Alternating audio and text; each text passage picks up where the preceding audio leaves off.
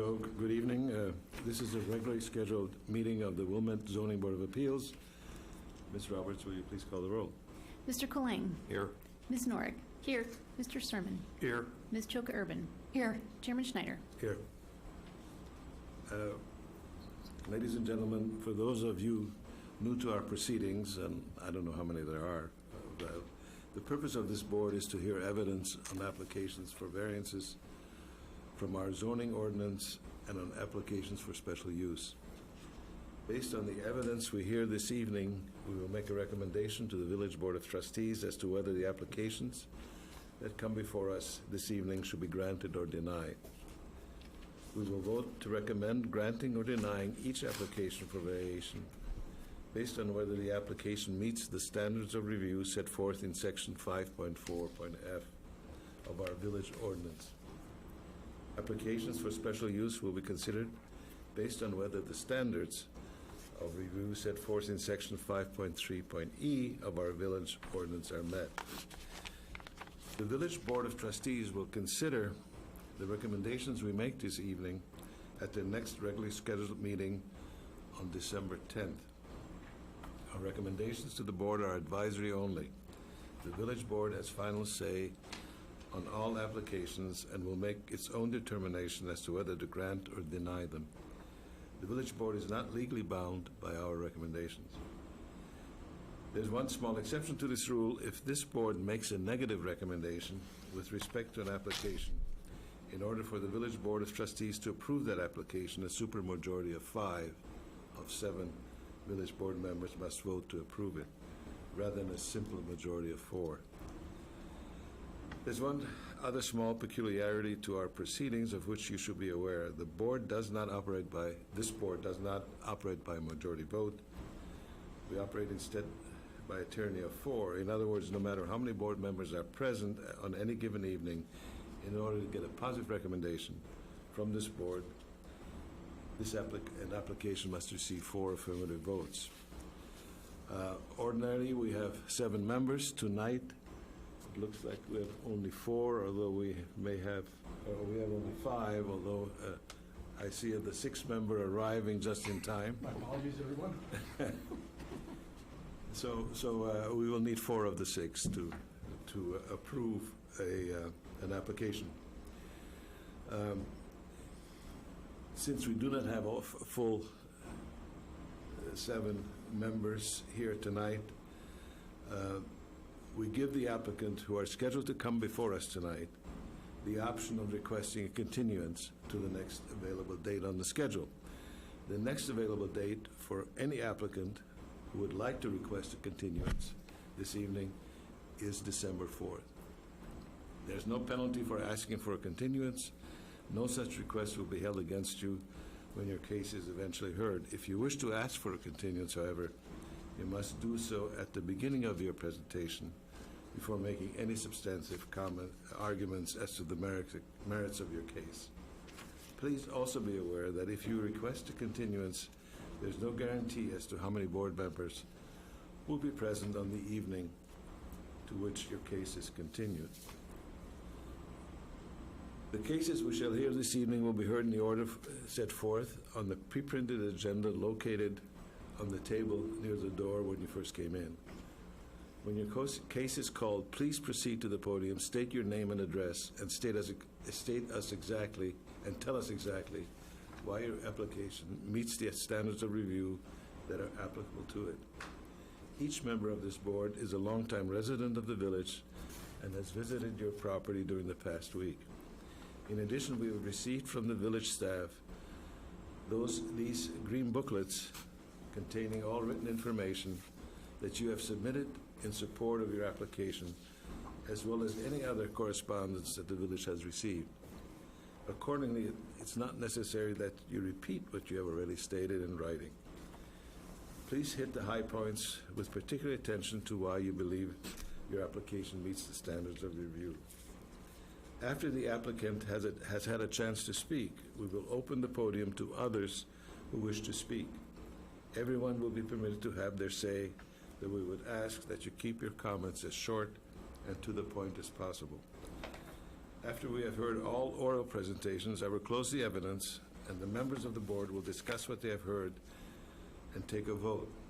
Once the evidence is closed, no further testimony on an application may be offered. The only people entitled to speak during that part of the proceedings will be the members of the board. This meeting is a legal proceeding, and all testimony tonight must be given under oath. If you are here and planning to testify tonight, I would ask you to raise your right hand at this time and be sworn. Do you swear or affirm that you will tell the truth in the testimony that you are about to give? If so, please say, I do. Ms. Roberts, could you please call the first case? Our first case is 2019 Z40, 435 Prairie Avenue.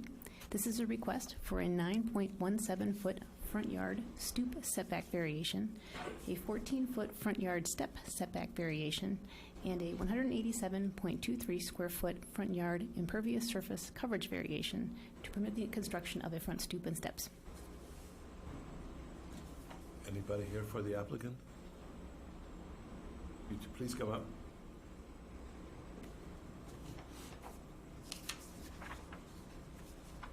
Please state your name and address, please.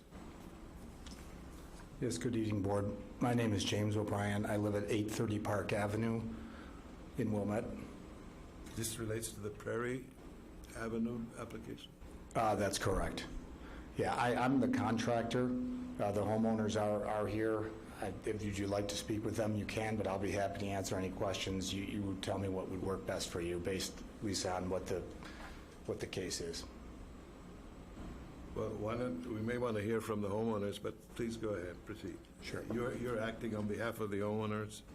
Correct. Okay. Yes. So the reason we're here before you tonight is, and again, in spirit of keeping my comments brief, I'm going to stay brief, and then if you have specific questions for me, of course, I'm here. It's a 100-year-old home on a very difficult lot, very tight. You guys have seen it. Prairie Avenue itself offers some challenges for people trying to reconstruct their front stoops, stairs, etc. The Syeds had a very old, deteriorating stair situation. They obtained a permit from the village to do such work, and their contractor filed into the category of unable to perform. They got a hold of our name. We came before the project and said, yes, we can help you. We agreed upon a price. We were working on said project. The inspector from the village of Wilmette came out to look at our framing inspection and said, I really want to see a slightly different detail. The original drawing was woefully inadequate and really isn't showing me this, and I really want the drawing to match what you're doing. Okay? So we submitted said drawing to the Community Development Department and then found out that the entire project was non-conforming and the permit shouldn't have been issued. Okay? So fortunately, the community developed I would say, a good dose of common sense said, here's what you need to do. Let's complete the project. Let's, of course, then go before you folks tonight because you're going to need a variation to build the project. Even regardless of these plans, they would need a variation to do anything. So, Chairman, that's why we're here before you. Does that give you kind of a background? I think that's very helpful. Okay. So the front, the porch and the steps have been built. I was by there. It has been completed. It has. Yes, sir.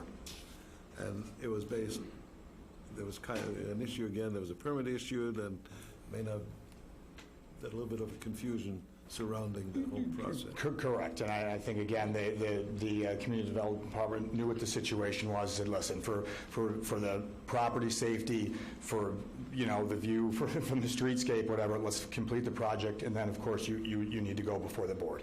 And then, again, that's why we're here tonight. Any questions for the applicant's representative or the owners who are here too? Yes. So it appears that the previous staircase, when you looked at everything, was non-conforming. Correct. Now you have a new staircase that is sited a little bit differently, and you don't have the winding stairs or whatever, and it's marginally more non-conforming than the original was. That's probably correct, yes.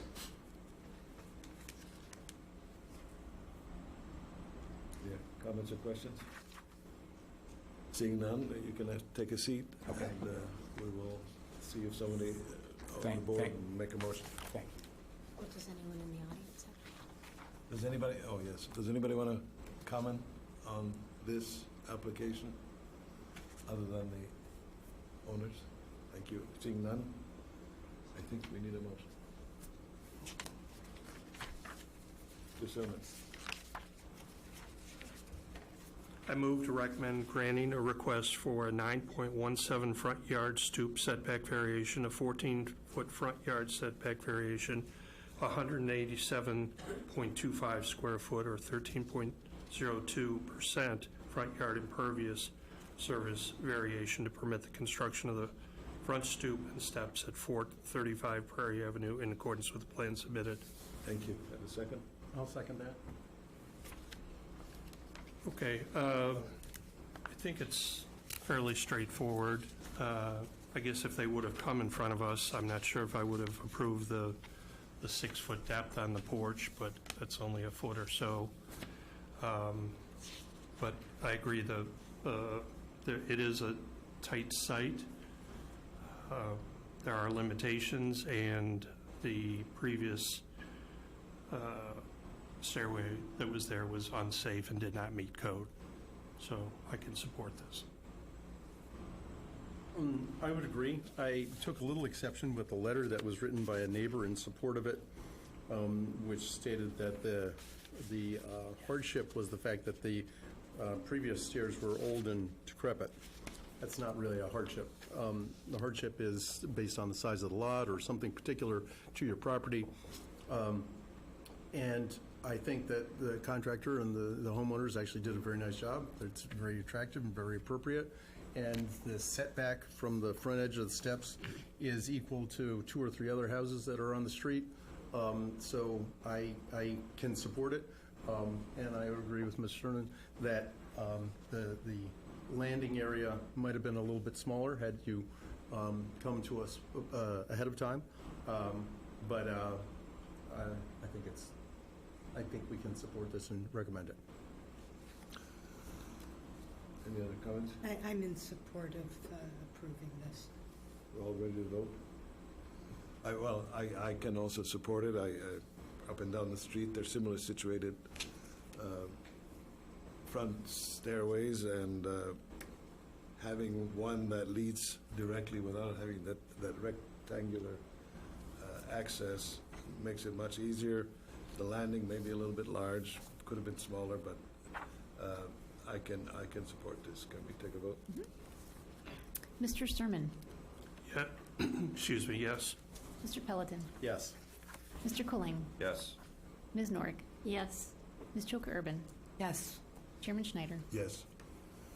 So this is a unanimous recommendation, and if you please could come up and sign, one of you can come up and sign this.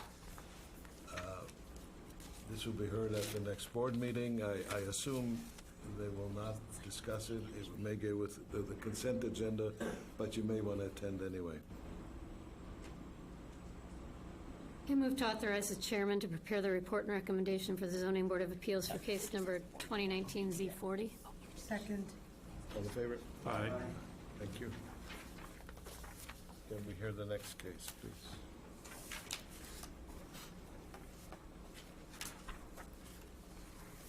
Our next case is 2019 Z19, 624 Elmwood Avenue. This is a request for a 396.42 square foot total floor area variation and a 10.78 foot rear yard stair setback variation to permit the construction of an exterior stairway. Good evening, welcome. Hello, good evening. I'm Dina Bearmacher, and I live at 624 Elmwood.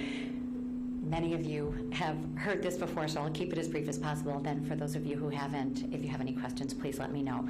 So we are kindly asking for a variance to build a staircase to an existing over-garage deck.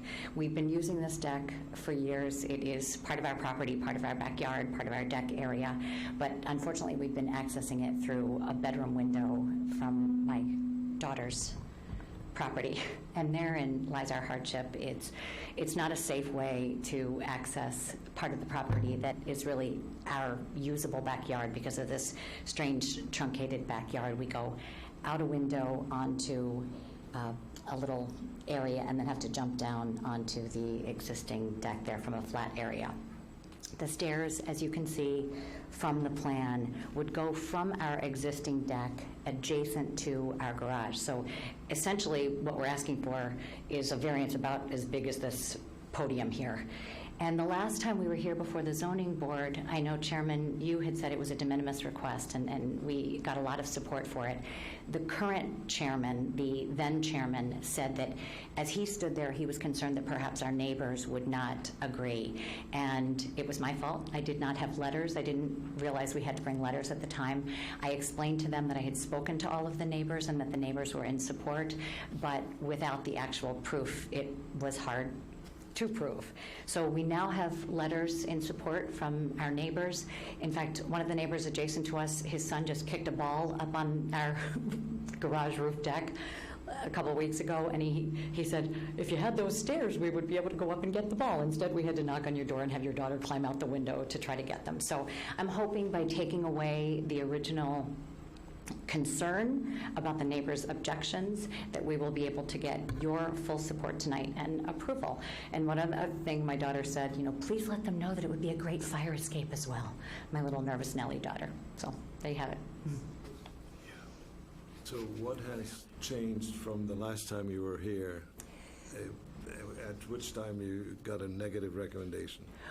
You went to the Board of Trustees. We went to the Board of Trustees, correct. Who then suggested that it come back to the zoning board because there was new information that you could provide us. And what is that new information? The new information is the letters from the neighbors, which we did not have before. So because we did not get the supermajority, when we were before the zoning board the first time, you may recall we didn't have enough members here, so we needed a supermajority in order to move on to the full board, but we were given the option to go before the full board. When we went before the full board, then we would have needed a supermajority because we did not get the supermajority from the zoning board, and at that time we got a majority of votes, but there were 2 people who did not vote for us. So the chairman, who believed in our cause and tried to talk them into saying, look, it's really not much of a big deal, said, here's a way that I think that we should do this. You should go back before the zoning board. You should show them the new information, which are the letters. And the letters were the one thing that was missing when we went before the zoning board the first time, which is part of the reason why the chairman couldn't vote in our favor at that time. Okay, I guess I have a quick question. I only see one letter in here. Do we have Oh, one? there are Three, several. yeah. I don't even have a full packet. I didn't get a full packet. 2.9, 2.10, 2.11. Okay, I just have, I put this up there. it goes from the,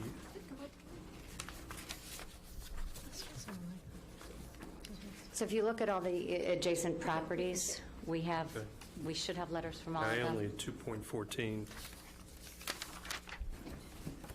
I think it's earlier. There's then a section of meeting minutes. Oh, okay. Oh, I thought they'd all be back here. No, here's one. Yeah, there's 3 of them, I think. Oh, that one, okay. And then, Lisa, how do I get this to work so I can... Yeah, I guess I have some. This one. So here. This. Oh, it's coming. Okay, thanks.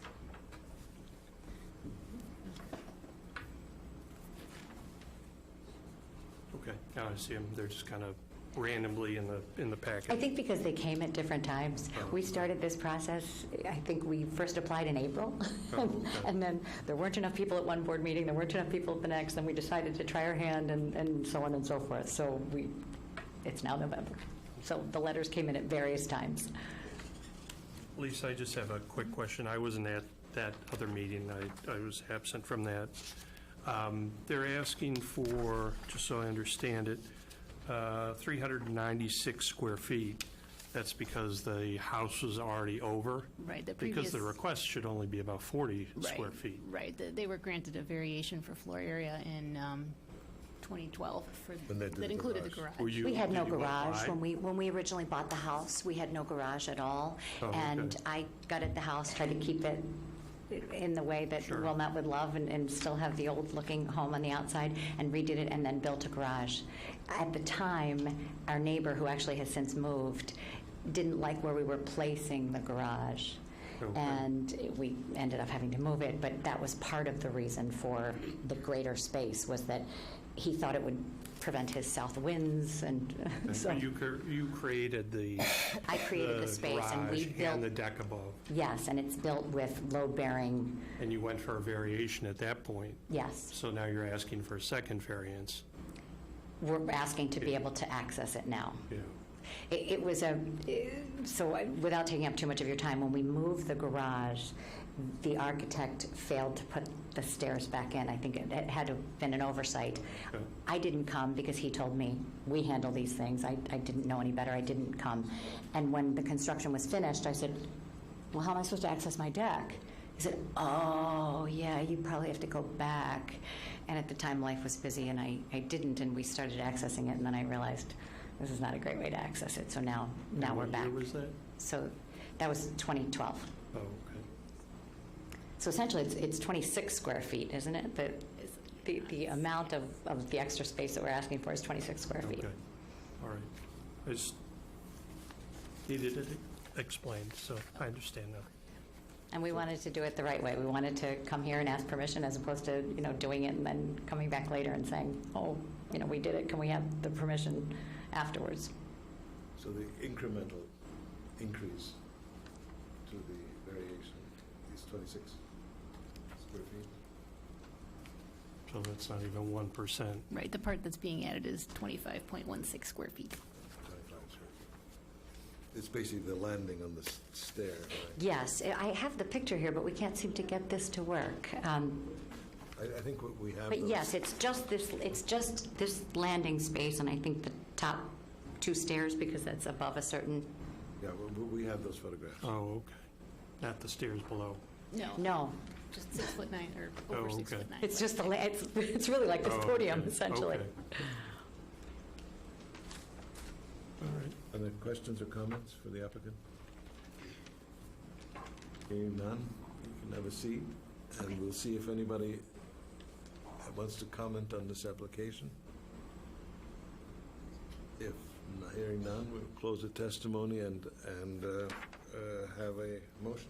I'll move to recommend granting a request for a 396.42 square foot or 4.72% total floor area variation and a 10.78 foot rear yard stair setback variation to permit the construction of an exterior stairway at 624 Elmwood Avenue in accordance with the plan submitted. Second. Mr. Pellet. Well, I think that Ms. Maher made the case quite clearly. This is, it really is a de minimis request, and I actually know two of her neighbors and have talked to them about it to, see what their feelings were about it, just to confirm everything was said, and nobody has any issue with it. And because it is such a small area, I don't have any issue with it either. It's an odd-shaped lot, but as this board well knows, we got a lot of those in this town, in this village, I should say. Yeah, I made the motion last time case was up and was in favor, based on the small nature of the request, and so I can support it again. Yeah, I too can support it. I supported it last time. I appreciate getting the letters that verify what you said last time, and can continue to support it. I can support it as well. Likewise. I can also, I mapped all the letters around your property from the other property owners, and everyone are in support. And the issues are, we've all talked about the shape of the property and the use of that deck without having to climb through the window. and it's a very small ask, and so I can also support it. Please call for a vote. Mr. Pelletin, Yes. Mr. Colang, Yes. Ms. Norick, Yes. Mr. Sermon, Yes. Ms. Joker Urban, Yes. Chairman Schneider. Yes. So the unanimous recommendation to the Board of Trustees, and if you could come up and sign the, you may want to attend, yes, please, come up. It's on December 10th, I believe. I move to authorize the chairman to prepare the report and recommendation for the Zoning Board of Appeals for case number 2019 Z19. Second. All in favor? Aye. Thank you. Good luck. Hopefully it'll be on the consent agenda. Yeah. Thank you. Have the next case, please. Our next case is 2019 Z35. 2019 Z35, 1 Indian Hill Road. We do have slightly revised plans and a slightly revised request.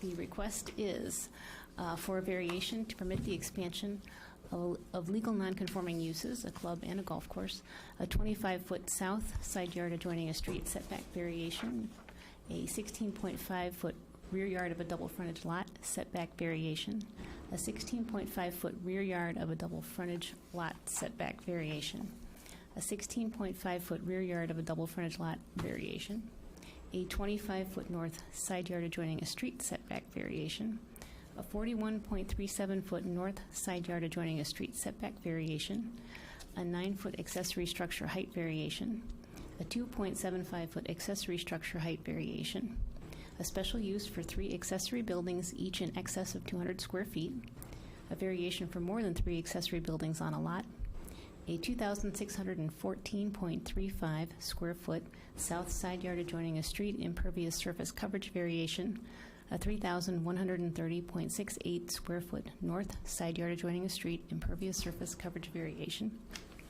a 7.5-foot rear yard of a double frontage lot air conditioner setback variation, a 2-foot fence height variation, and a fence openness variation to permit the construction of a 1-story employee center, a 1-story equipment wash building, parking lot, and other site improvements. That was a mouthful. Wow, that sounds exhausting. Good evening, everyone. Thank you for having us here tonight. My name is John Talty. I'm with OKW Architects, 600 West Jackson Boulevard, Chicago, Illinois. I am the architect for the project that's here before you tonight. Full disclosure, I'm also a member of Indian Hill Club. And with me tonight is our general manager, Jeff Belting, our site superintendent, Dave Schlageter, and our club president, Doug Mabey. So we're well attended, and we hope to provide some clarity and a little bit of simplicity to what is otherwise seemingly a complex ask. Lisa, can I get on the screen the I'm not exactly sure. information? We're hoping so. We're working on it. Okay. So let me begin, excuse me, with just a few comments about this property. You folks are all familiar with it. I'm sure you've all visited the property. It's approximately 2 acres, and we're getting closer. And it's a non-conforming use. By the way, it's picking up whatever you have on your... I know, but I was thinking that we have it in the... We're queued up for a PowerPoint. A PowerPoint, presentation. yeah, I'm sorry for that. We're a non-conforming use in a residential neighborhood today. The existing maintenance building, which is part of the Indian Hill campus, which sits on the site today, is a structure that dates back 50-plus years and is not a structure that can be improved upon. It can't be added to or heightened or appended to. It was a pre-engineered building that has lived a wonderful life, but any improvements to the site really are requiring us to look at new structures in order for those things to occur. turf science, as part of the stewardship of a golf course of 110-plus acres, has evolved a great deal through the years. And so the simple needs of a property and the care and love of a property is requiring some different things today than it did 40, 50 years ago, certainly. Aside from the new structures that we're proposing on this site, I think it's important to reinforce the notion that there's no stormwater management on this 2-acre parcel today as it sits. Whatever happens, whatever storm weather events we have, it is water goes where water wants to go. As part of our improvement program on this parcel, we are imposing a stormwater management plan. We are going to engineer the site to meet and exceed the Village of Wilmette's requirements. And in doing so, we're going to make not only the site perform better, but the neighborhood immediately surrounding the property perform in a better way. We want to reinforce that by improving this site in the way we are anticipating, there is no additional occupancy or intensity of use from how it functions today. There are no more employees going to show up on any given morning. It's simply a redistribution of the existing employee count, which, if memory serves me correct, is 22 people for about 9 months of the year. The club has always prided itself in being a good neighbor. We communicate well, we think, with the people that are surrounding the properties, and we want to continue to do so. So we approach all this in the spirit of being that good neighbor and hope that the efforts that we are taking in improving this property are appropriate. So I assume that's not going to happen. Yeah, we might kind of plan for that. So we go to Plan B. I have a hard copy.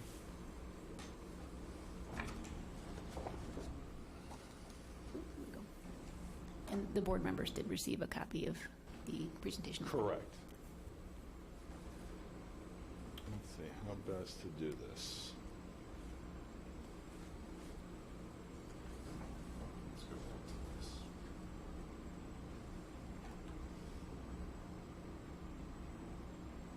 So this gives us a basic understanding of the property that we're discussing. The building that sits at the bottom of the screen here is our existing maintenance building. And I spoke of the fact that it really is not being considered for improvement. When some of the functions move out of it into the new accessory buildings that are proposed, there will be a little bit more breadth inside for equipment to kind of have wider berths, but functionally it's not going to change in any way, shape, or form. What we're proposing is a new single-story employee center here.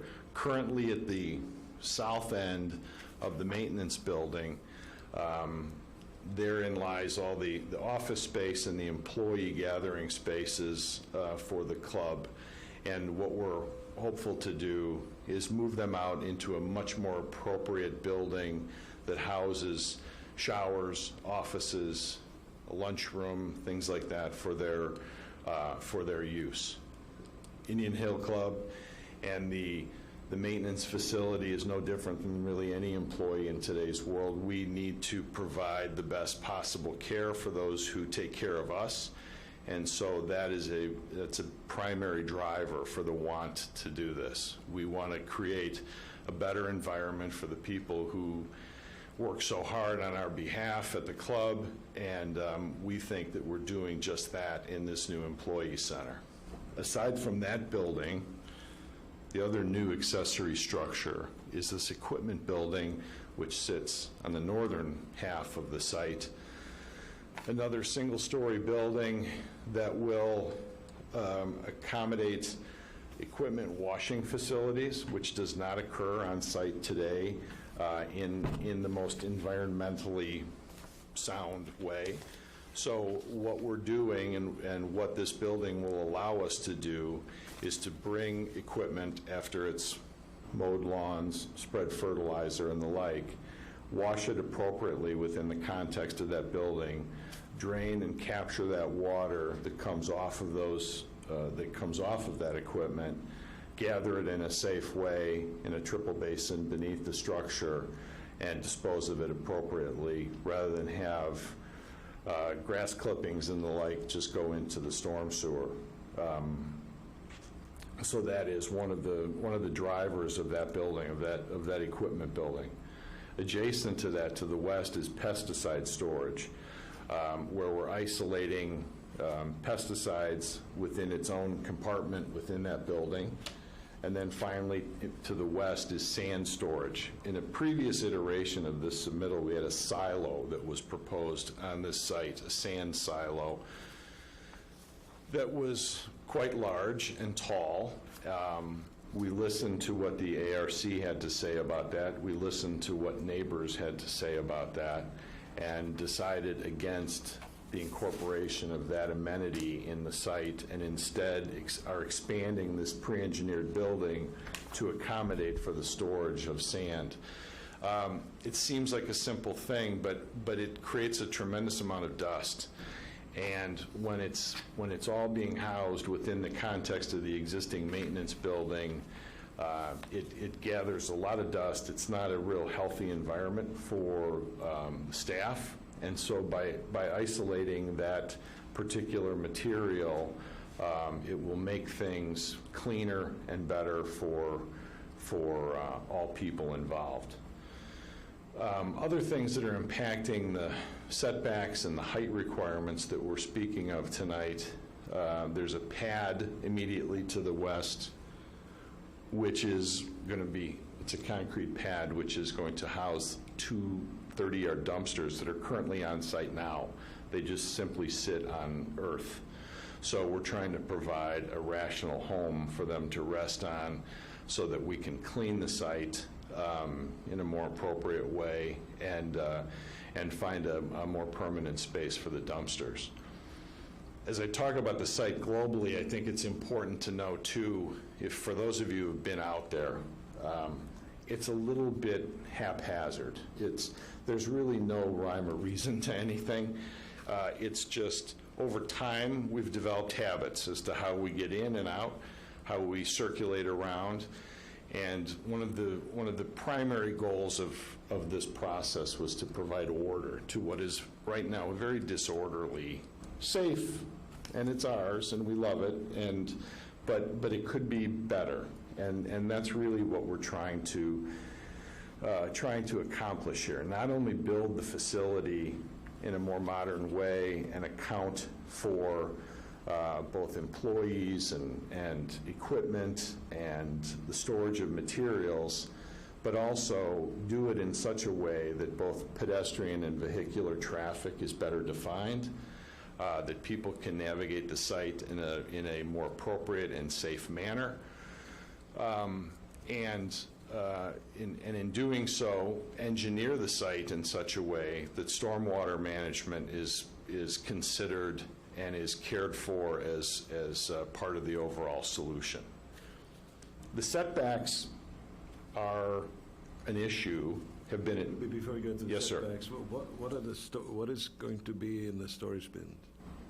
Okay, so the storage bin, just to clarify, these 7 bins here, they're simply painted CMU bays that are probably 4 feet high. We're just simply partitioning topsoil, other types of sand. Dave, help me out. Are there what Mike? Mulch, gravel, all the things that are part and parcel with the operations of the golf course. But we want to do it right now they're just simply sitting in piles on site. And we want to, again, kind of provide a dedicated environment for each of those things. One, so they don't kind of spill into one another and contaminate one another. But more importantly, just they can be accessed easier, they're visually more appealing, and it just promotes a little bit more rigorous understanding of how the site works. What is a gravel surface storage pad? What is that for? So that is for, what's being referenced is this piece right behind the equipment building, is simply just to put equipment. There's lots of equipment that is part of this operation, and we just felt as though if we dedicated a portion of the site with a gravel surface, we could park tractors, things like that, on there in an appropriate way, and not really have them get in the way of the other operations or be a nuisance to anyone on site.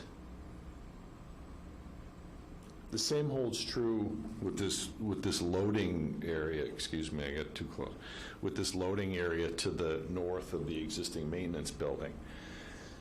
Again, right now we're parking trailers, we're doing things all over the place, but very little of it has any rhyme or reason. And so, again, in an effort to impose order and control over things, we felt it best to be able to provide a dedicated space for the overnight storage of a flatbed trailer or a piece of equipment that might otherwise be sitting in the middle of the site somewhere. So it's no different than how I tackle my basement, kind of in the spring and fall. It's like, okay, everything's got to get back to where it needs to go.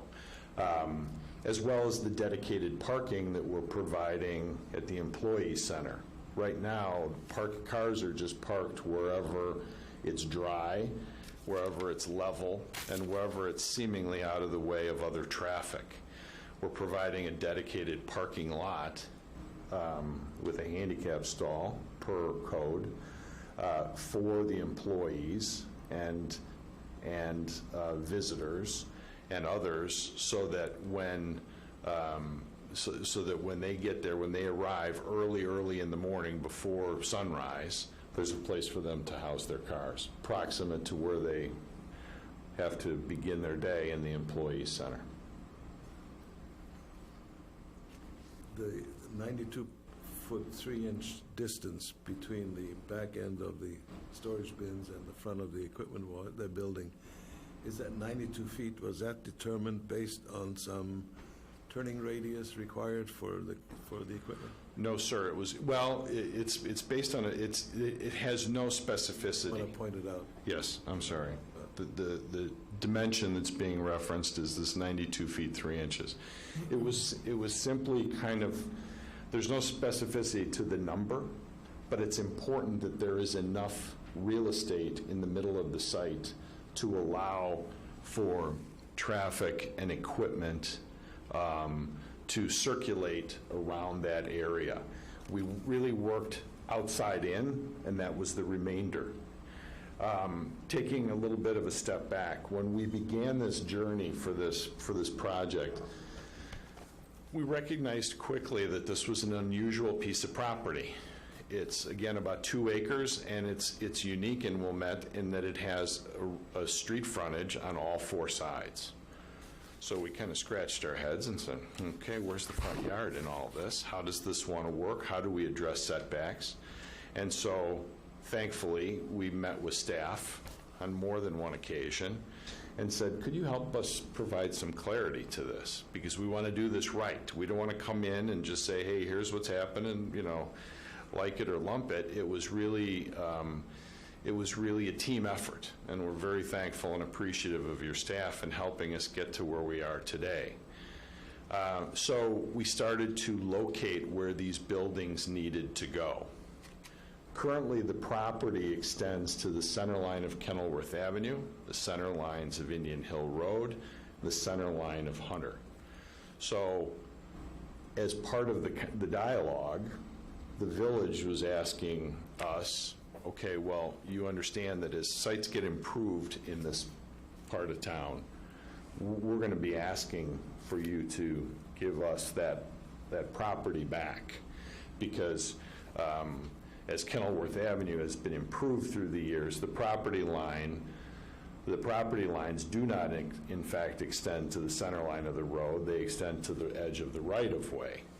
And so That's true for everywhere in the village, isn't it? correct, correct.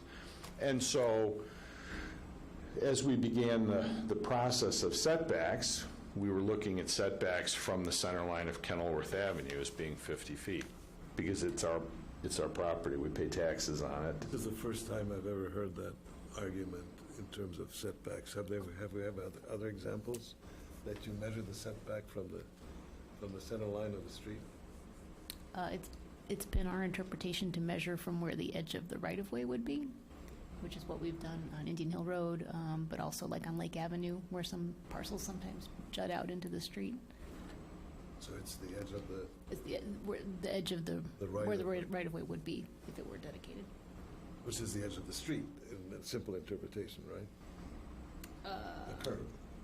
No, the curb is not commensurate with the right-of-way. In fact, the right-of-way is right here.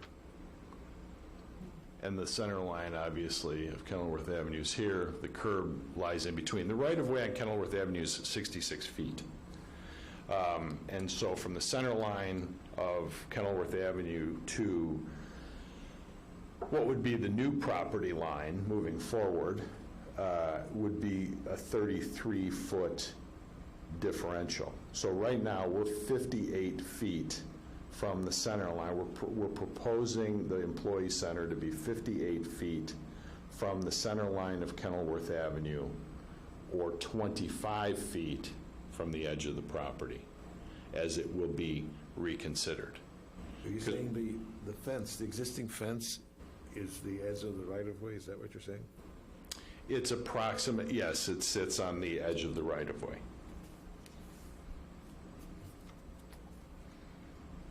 So you'll be dedicating 33 feet of that right-of-way to the village as part Correct. of this? Correct. Can you help me understand why the one-story employee center is 24 feet high? It's a good question. So when we approached it, we wanted the building to have a residential character to it. It could be a flat-roofed building. It absolutely could. The decision that we made was to make it, we want this to be a welcoming environment for not only the people who work there, but for people who visit there. We also recognize the fact that we sit within a residential neighborhood, and so the palette, the materiality, and the roof form that we propose is that of a residence rather than a utility building, an institutional building.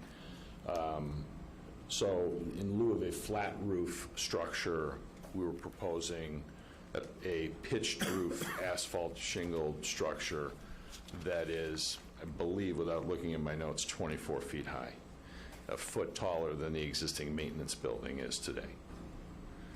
And so in keeping with that thought of how we approach the architecture of these buildings, the equipment wash, pesticide storage, and sand storage building, as I said before, is a pre-engineered building, but we want to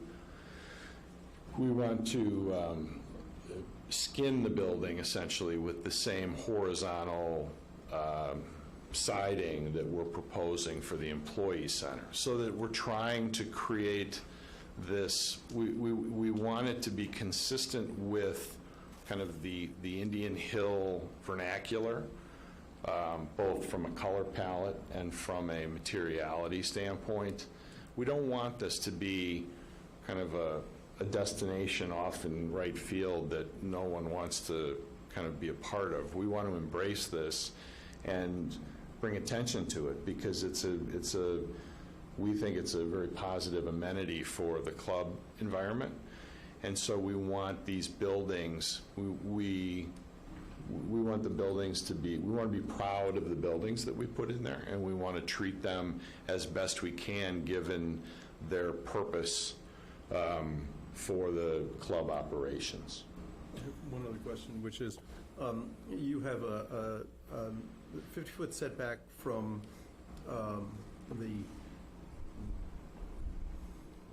the Indian Hill Road side. I think that's the north, right? 50-foot here, and then there's a... 50 foot to the edge of the equipment wash building. And then on the south side, you have a 25-foot proposed setback to the employee center.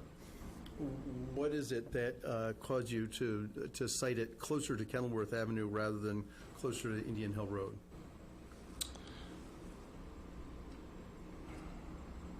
Because it would be fairly easy to shift the whole thing. So you're saying, why is this building here?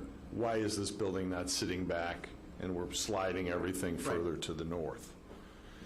Part of it had to do with some preliminary stormwater management ideas that we had of having some open space commensurate with the adjacent open spaces of the golf course so that we could kind of gather some water in areas that were similar to one another.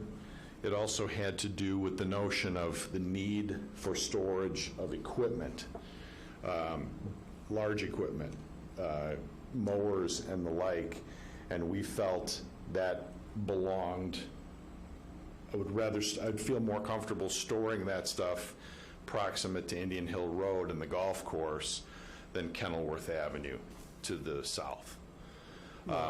In looking at it, where you have the text saying new concrete pad for dumpsters, if you shifted all of the structures 25 feet to the north, you could put your gravel pad right there, it would seem to me.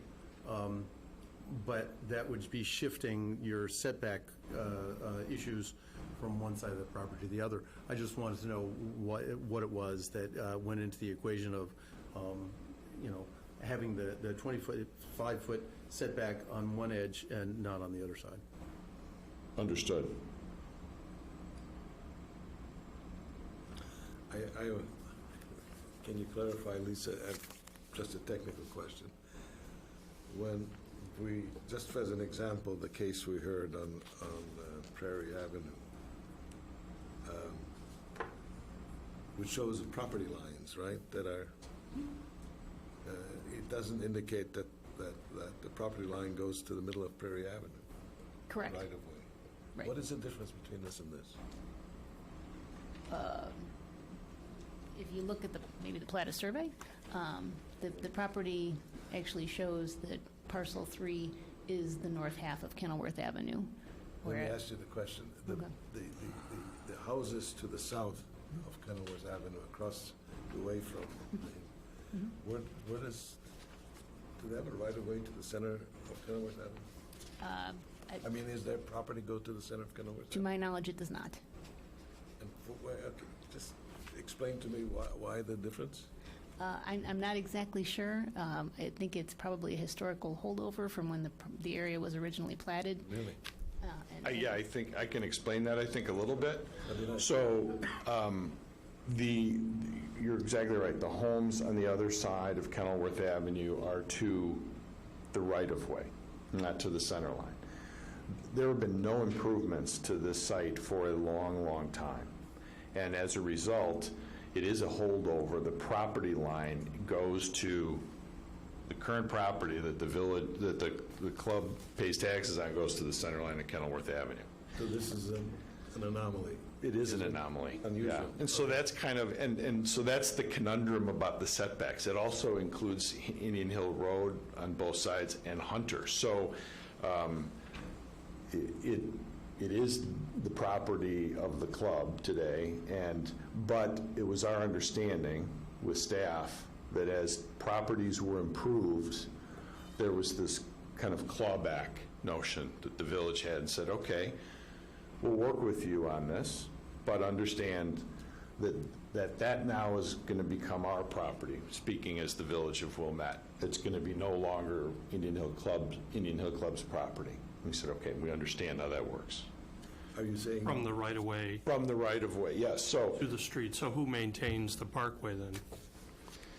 we have always maintained it, and I think Still we'll continue. continue to maintain it. We'll happily maintain. We've planted all the landscape that you see around the perimeter. We'll get into that in a second. All the landscape around the perimeter We've planted and we care for, and we will continue to do so. That includes the Indian Hill Road sides as well. So Are you saying that until now that you have made an agreement not to mess with the right-of-way, that you would have closed off half of Kenilworth Avenue? oh, no, no, no. No, we can't do that. It was a right-of-way, dedicated right-of-way. There's a dedicated right-of-way on Indian Hill's property. It's a very unusual circumstance, and I would doubt there's probably any other site like this in the village anymore. We used to have a number of alleys that were not utilized as alleys, but they were rights-of-way, and we vacated a number of those, but anyway, that's neither here nor there. So the main change would be a reduction in your buildable area and a reduction in your property taxes after the area is deeded back to the village, if I understand correctly. Yes. Although it's right-of-way, so they could not possibly have built on it. We couldn't have built that.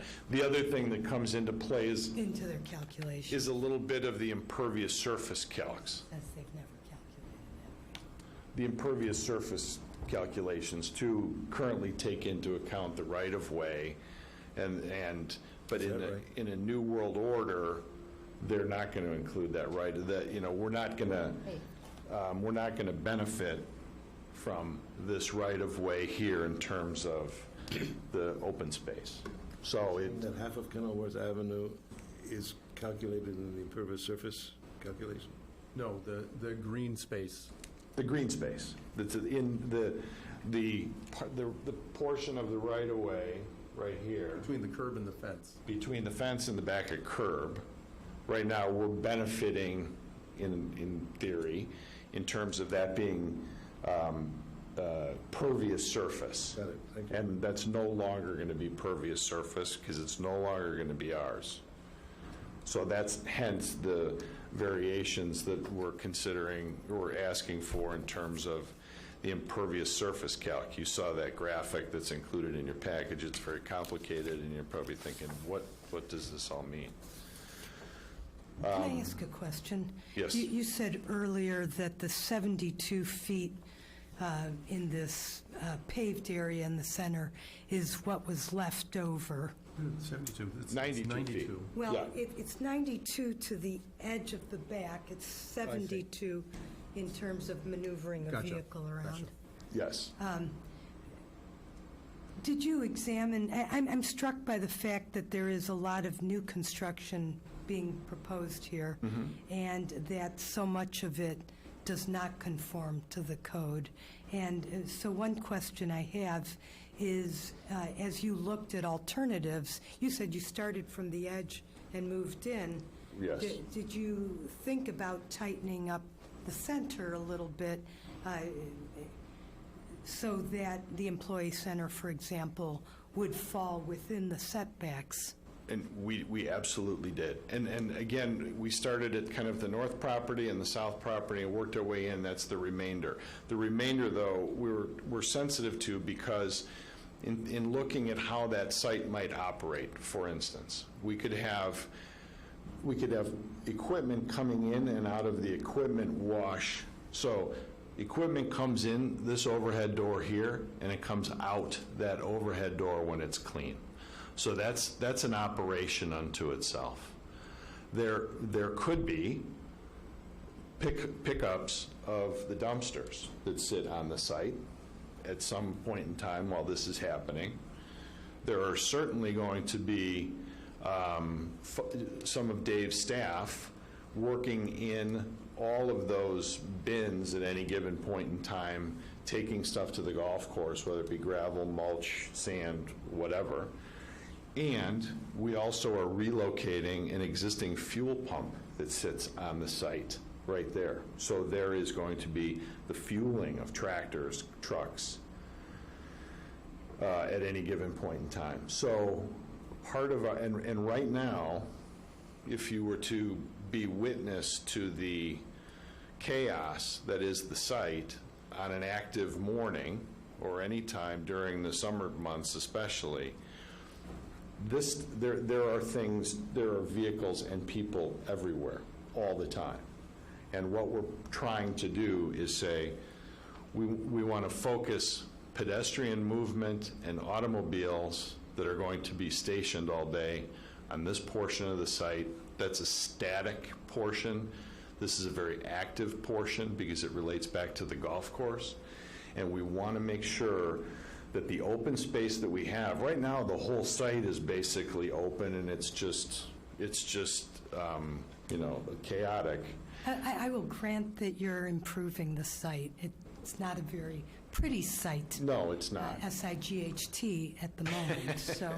But I also think that you're making requests that don't necessarily have to be, and I'm I think probing for that. I completely understand where you're coming from. So what we tried to do was we tried to create a center, let's call it a quadrangle, and in looking at this the way we would look at some academic planning exercise, this open quad in the middle where all this activity, this vehicular activity takes place, and protect the perimeter as much as we can to allow it to be green space, open space, landscape improved, and a buffer to neighbors to the north, to the west, to the south, to the east. We have our existing building. Follow up with Mr. Pelleton's comment. There are no neighbors to the north for a long way, but there are neighbors to the south. Correct. To the east and west. Why couldn't you move the whole design 25 feet to the north? So starting here Yes. and ending here, sliding everything 25 feet to the north. Yes.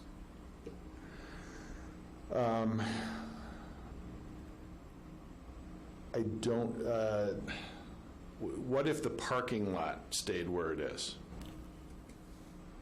Because what we're trying to do is we're trying to get the car, I don't want to bring this parking back because it's going to create more intensity of use in less space. But if the building and these amenities right here, if this all slid 25 feet, giving us more of a buffer on Kenilworth Avenue, I'm assuming this is where you're going with all of this. I'd have to ask, but we could look at that, certainly. My thought about it was that nobody lives on the 13th hole. Correct. And there are neighbors on the other side of Kenilworth. Correct. Yeah, and again, it was not about trying to protect, because you can't see anything. The 13th hole is a par 3 that has a giant berm around it. So when if you've driven down Indian Hill Road, you ride around the corner of that berm. So it was not the intention of saying, oh, we want to be respectful of the golf course to the north. In fact, what we were trying to do was allow for that pesticide building and the storage of equipment to sit on the north side, more proximate to the golf course. And if there's anything on the site that has a positive impact, we felt it's the employee center, and we wanted to get that in line with and in keeping with the residential character of Kenilworth Avenue. Lisa, is there any, what is the setback for the parking lot? I mean, we have the building setback, but I'm not familiar with what parking lot. 5 feet for non-residential uses. Okay, so then there would be no reason. So the parking lot is okay. I guess, Do we have any setback requirements for dumpsters or, I guess I'm surprised that dumpsters can be on a site permanently. Does the village have any regulations about that?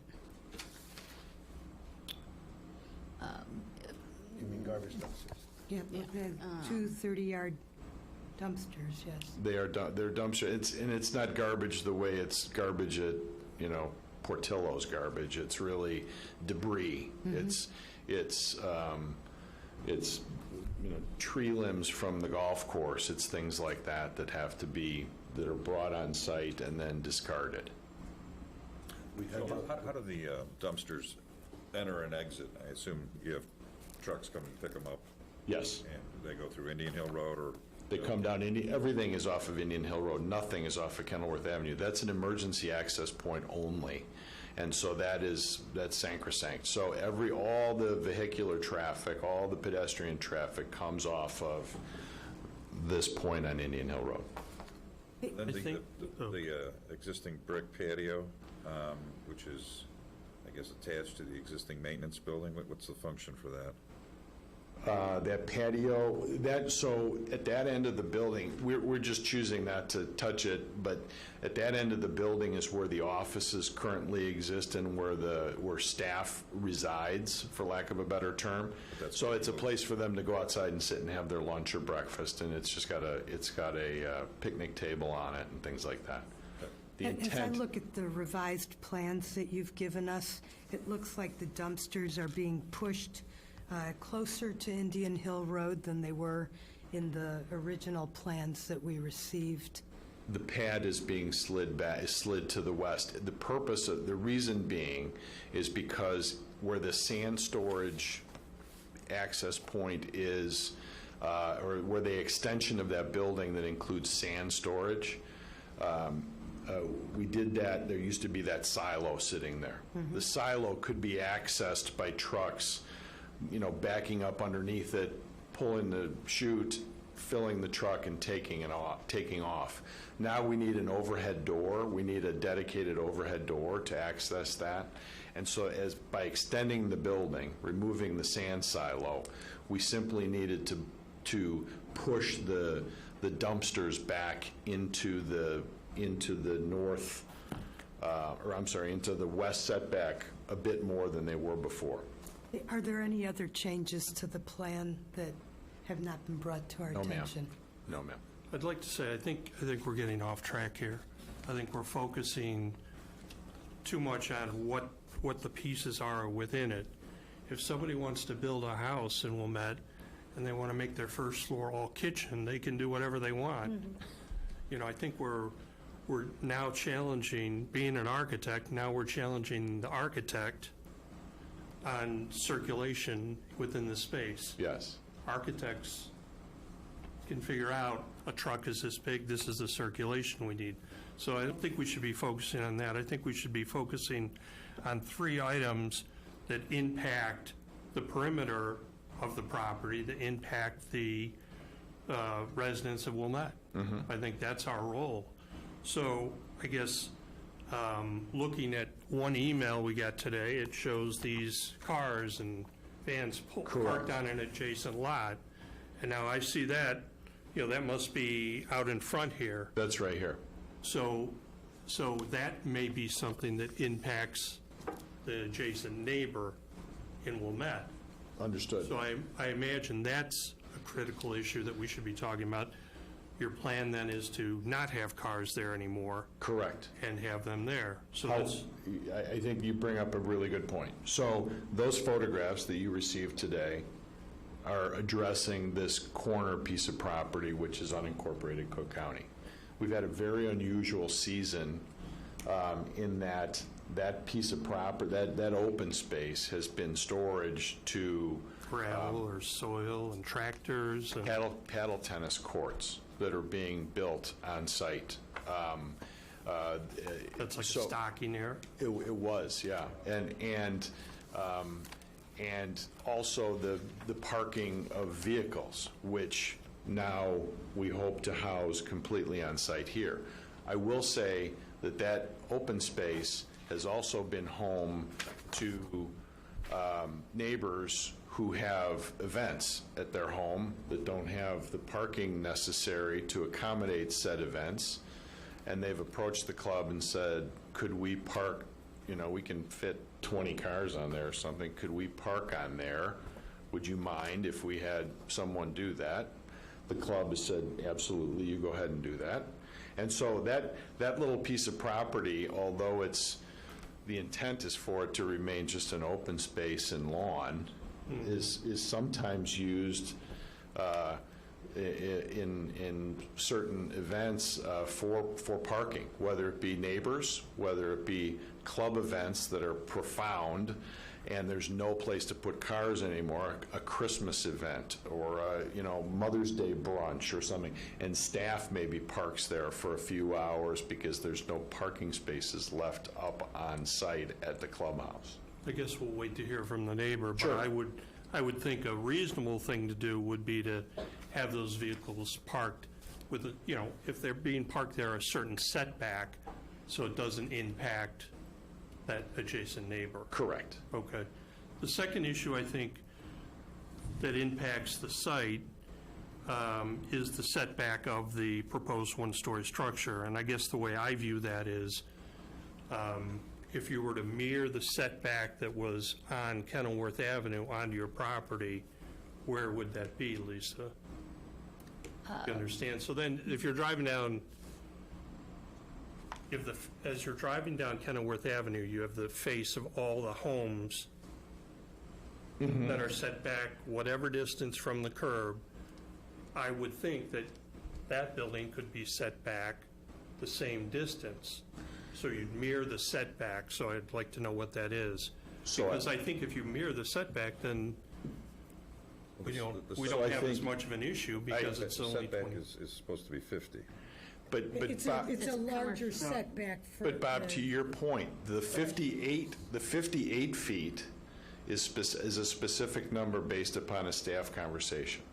So that south line of the proposed maintenance facility, the employee center, is in line with the properties moving down Kenilworth Avenue, because On the north side. yes. So that aligns It with those aligns buildings. because That's what I'm because talking it was about, and the 58 was a function of 50 feet.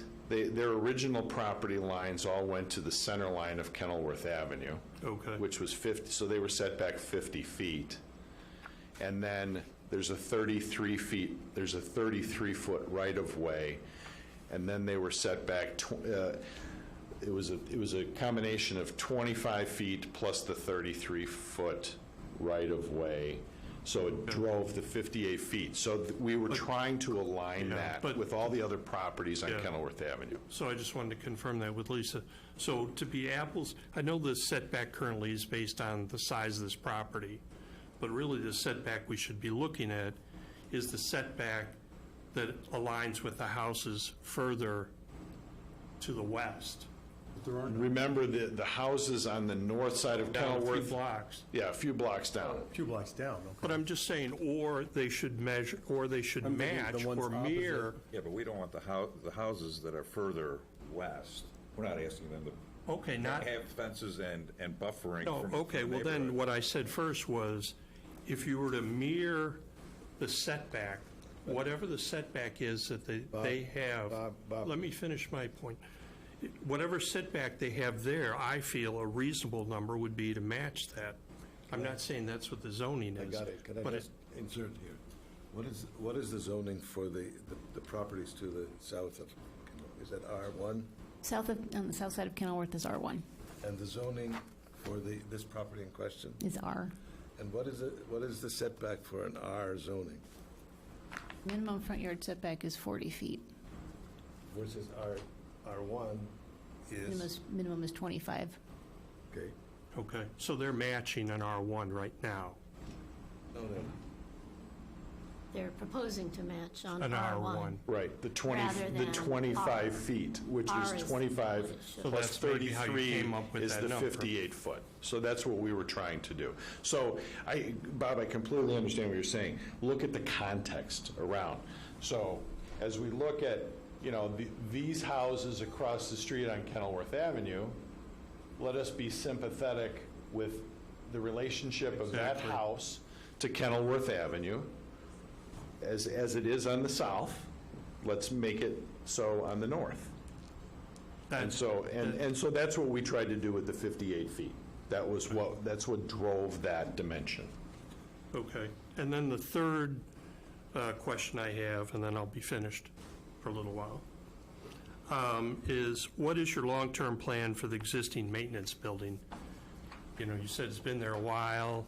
I mean, are you going to come back for another variation for that in 10 years? We need it, and we're going to keep it. And maintain it? And put maintain a new it. roof on when it needs it? We're going to do whatever is necessary to maintain it in its So current it won't function. become an eyesore for the neighbors? No. It'll be maintained? No, we don't want Okay. that, because it plays a prominent role on the west side of Hunter as you drive around there. We don't want, it's going to continue to function, we need it to function, and we'll take proper care of the building, as we have. Okay. And then just getting back to the setback, I guess what you have is what would be minimum, but since your lot is deeper, I can see that other committee members would want that larger. Because if you had a larger property in Wilmette, you'd have, that setback is larger. Mm-hmm. So I leave that up to the committee to discuss. Any other questions for the applicant? Now, did I hear you correctly, and we'll talk about it later, that you are subject to your client Yes. considering it, that you could raise the possibility of moving the employee center to the north? Yes. Any other? We would move everything, because we need to protect this zone for all the traffic that's going to fall in there. And can you, is there a number that you are willing to consider? Without putting pencil to paper, let's try to accomplish 25 feet. And if 25 feet can work, we would do that. You mean move it another 25, so you'd be 50 feet. Take You'd be set back. Yeah, this shift it all another building 20. block, let's say that's one thing, and slide this over 25 feet, Okay.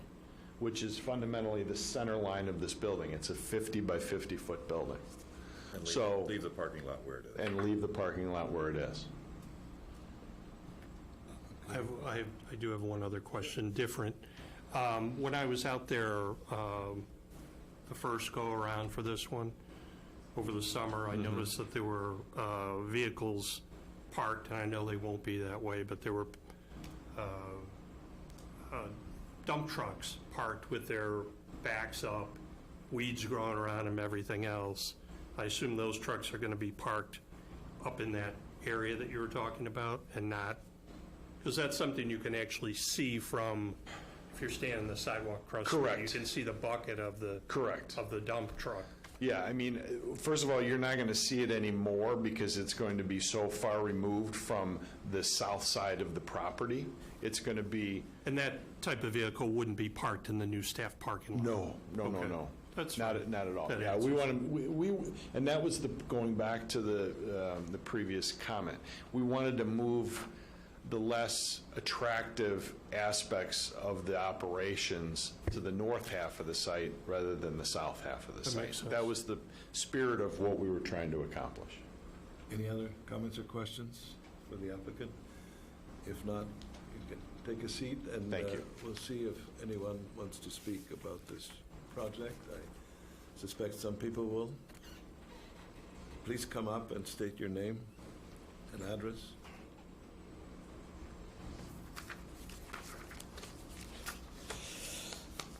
Good evening. My name is Mike Thompson. My wife and I have been residents in Wilmette for over 30 years, and we own the residential property at 2305 Kenilworth Avenue, directly across from the Indian Hill Maintenance Facility expansion site. I've got some, I guess I have some strong concerns, but I appreciate your presentation today. It's a lot to ponder. There's a lot going on here, and I appreciate you guys giving due diligence and paying attention to this matter. I really submitted my concerns to the village in a letter, And while I appreciate the Indian Hill Country Club has modified somewhat from their original variation proposal, I still disagree with the expansiveness of the project. The overdevelopment of this residential zone property by the Indian Hill Country Club represents, I guess, a commercialization or even an industrialization, if you will, of a 2-acre parcel which lies totally within the village limits as a residentially zoned property. The extent of this planned overdevelopment is totally out of character with the Wilmette residential neighborhood. The expansion is proposed throughout the 2-acre parcel seems imposing and affords the neighboring residential district minimal buffering from the anticipated daily operational maintenance activities at the site.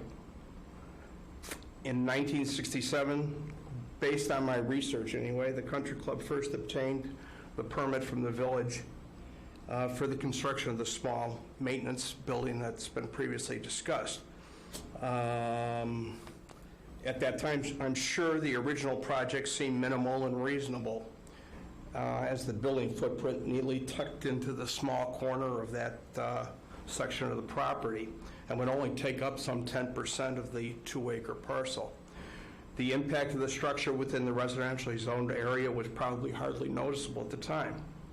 The Country Club now wants to expand operations to cover most of the 2-acre parcel with the construction of the new enclosed structures to serve as an equipment wash facility, pesticide, and sand containment, and additionally the 2,600 square foot employee center planned together with the installation of the fixed 2,200 square foot 7-unit material storage configuration.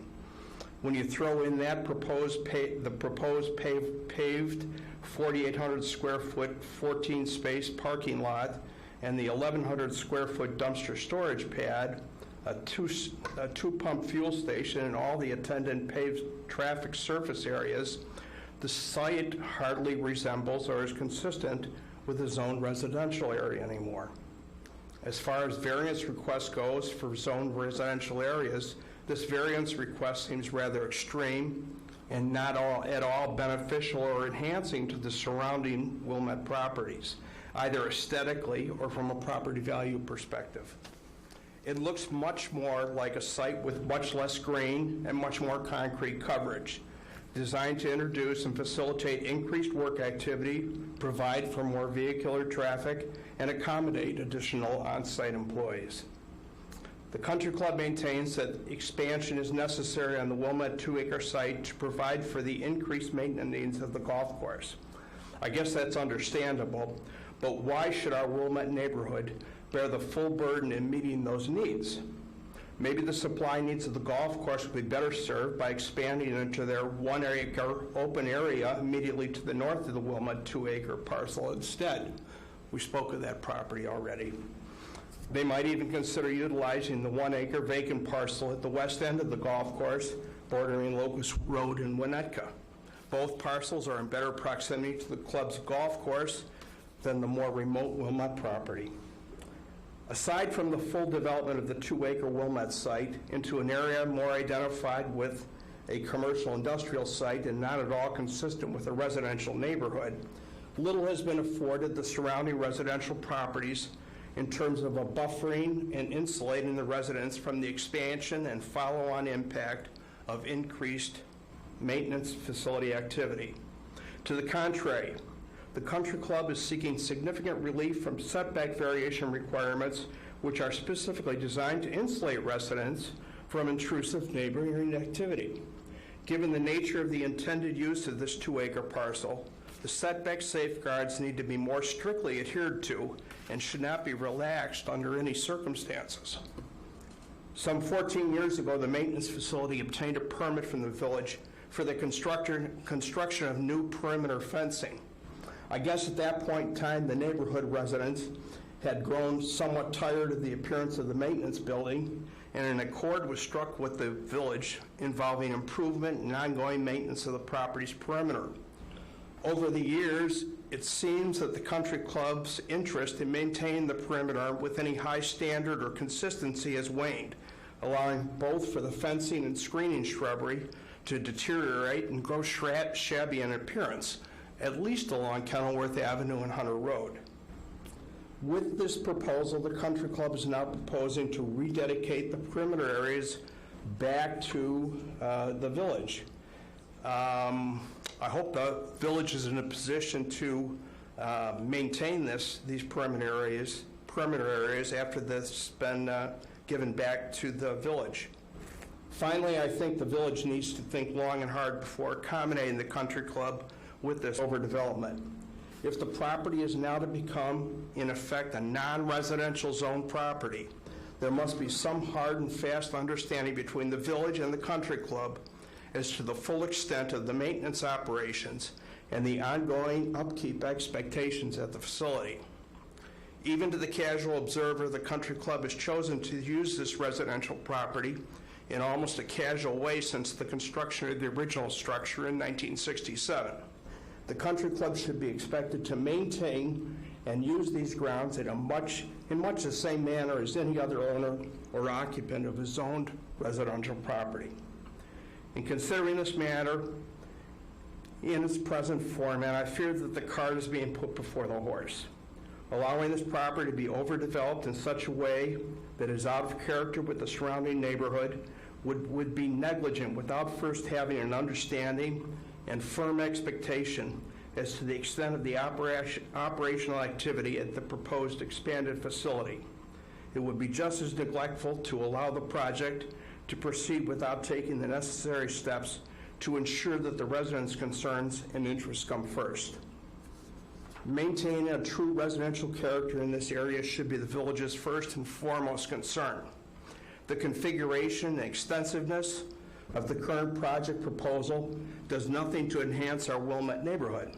The village already derives little benefit from the tax revenues generated by this 2-acre parcel, and now Wilmette neighborhood stands to be negatively encumbered by a character-changing commercialization, industrialization of this property.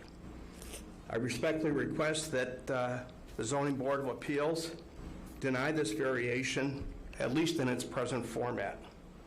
That being said, a lot was mentioned, and I think I would like to reinforce the fact that the building that's being proposed for the Employee Center is not a residence and should not be considered as such, and should be subject to the setbacks as required under the code. And I think this should also apply to the parking lot as well, with the provisions. And I guess this is a better presentation. It should be before the appearance review board with respect to the buffering that should be undertaken along Kenilworth and Hunter Road. So I'll reserve my comments for that board at that point in time. I thank you for your attention. Any questions of me? So, do daily operations impact you in any way today? I guess just from a noise standpoint. So, what, trucks, or, I mean, what? Well, there's just day-to-day activity, expected activity. There's trucks moving around. Now we're moving the parking lot closer to Kenilworth Avenue, so I suspect there's going to be more vehicle traffic going in and out of that parking lot on a day-to-day basis, in and out, parking. I don't know what to expect. Nobody can project into the future. It's a new setup here. I don't know what kind of vehicles are going to go in there. It seems to me... Going to be just people, coming to work. If it's stipulated as such, that's definitely, I feel better about it, okay? But that was not included in the presentation by the country club. So I'm just a little bit concerned about what is not said, as opposed to what has been put on paper here. Thank you very much. Thank you for your time. Someone else wants to come? Please. State your name and address. New neighbor. I live at 2309 Kenilworth Avenue, so I'm part of the picture across the street. So I just wanted to make 3 main points. One is that I think even just the lengthy listing of the ways they want to change the zoning rules for themselves is notable. You know, most of the agenda items are 1 sentence. This is half a page. So they really are. Because I agree with Mike. Like, I think that building it up is a big negative. So a lot of the argument was about how we're getting rid of the chaos, but actually it blends in relatively fine right now. The piles of sand, whatever, is more natural looking right now. You've got a few cars that are sitting there. But to be honest, the biggest eyesore is the existing maintenance building. I was a little bit concerned with the board notes about how people think the shrubbery right now is a good hiding of it. That's not the case at all. I'm not sure if being on the sidewalk you don't see a lot, but from my first floor, everything that's there right now is very visible. There's only a few trees. So the idea that it's hidden from the adjacent properties is not accurate. And there's a lot of talk about bringing order to it. I see it as creating a structure that's sort of like a Home Depot. So you've got this Home Depot box store type facility across the street from your house, and it's very orderly, but it doesn't mean you want this big Home Depot like orderly structure across from your house. I think that right now it blends in. I also agree with what Mike said about the maintenance of the existing maintenance building right now. There's rust, different things my parents pointed out when they visited. So I think some of those are valid concerns. And then finally, I really am concerned about the water issue. They talked about the stormwater plans that they have. But right now, God gave that property a lot of land. Like, it's really just dirt, and it's absorbing a lot of the water right now. And all that impervious surface, the water does have to go somewhere. And maybe they're saying they're going to take care of it, but my previous house, there's a tear down behind it, and I'm sure they passed the zoning for whatever they needed to do for that tear down, but when they built it, it was higher than all the properties. All the water comes downhill.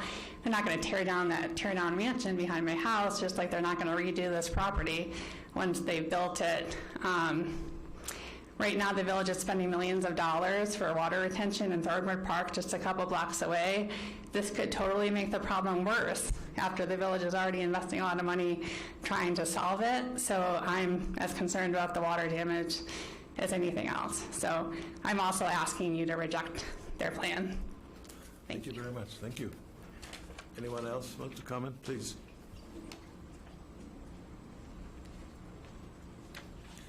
By the way, I just wanted to add regarding your water comment that the Site Plan Review Committee has made comments, and this, whatever decision is made, if there is a decision made, would be subject to stormwater best management practices that will be incorporated in the plans. And they will commit to that, and it will be reviewed, and it has to be approved. But anyway, proceed. It's our concern also.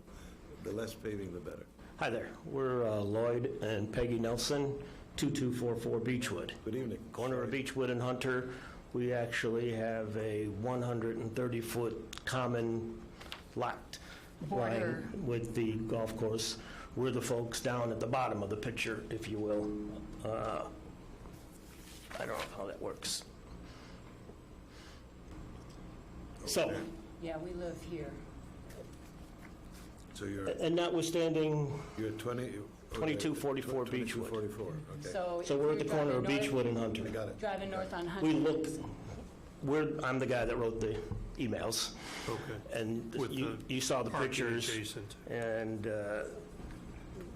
that's what our view looks like out our window, out our bedroom window. I mean, Go ahead. well, when we moved in 1990, the ugly green maintenance building was already there, so we figured it's pre-existing condition or something, I guess you could say. But we are concerned a little bit about some of these changes, although we talked with Dave Schlageter about it at length, and he walked us around, and we can see that perhaps it would be, for the golf course, a lot of improvement from the chaos that they say they have now. For anyone once you get to a second story, which most of the homes around there are second story, they can look in and see all of that. I would think that people on Kenilworth Avenue would, from the second story, their bedrooms would be able to look and see all of that. And that's our concern. And that brings up our number one issue. That's our number one It's a personal issue. issue, notwithstanding the wonderful points that Yeah, these folks have made about the legal issues and how many variations on top of variations on top of variations. Our particular issue is that northeast corner where they're proposing to put the new asphalt paving for the equipment staging. A 20 by 50 foot asphalt paving to And what's gonna go store there are dump trucks unspecified and- equipment. Right. And that's what, if you look at the picture, that's what we'd be looking at every morning when we wake up. We'll be looking at that unspecified equipment. Here, we and can we show just them what don't- it looks like now. Show them. Yeah, here's a picture today. Put it on that, put it on that screen. We'll- Yeah. oh, yeah. Okay, so this is our roof. This is the ugly maintenance white roof that they put on. And this is what we have. Now it's a hedge, and it will be replaced by 50 by 20 asphalt. And then they're going to store things there permanently, and we don't know what's going to be there. And we think replacing hedge with asphalt is not a good exchange for us. So I think you can see in my emails, I pretty much specified, we don't know what's going there, but we certainly don't want to look at that every morning. And to the point that you guys made today about moving everything another 25 feet to the north, that also means that the long-range view that we will have every morning is of that. Now all of this becomes our view, Right. if you do that. Longer view. Now, I do want to say that Dave and the club have been very cooperative with us over the years. We've been here 29 years. Dave's a great guy.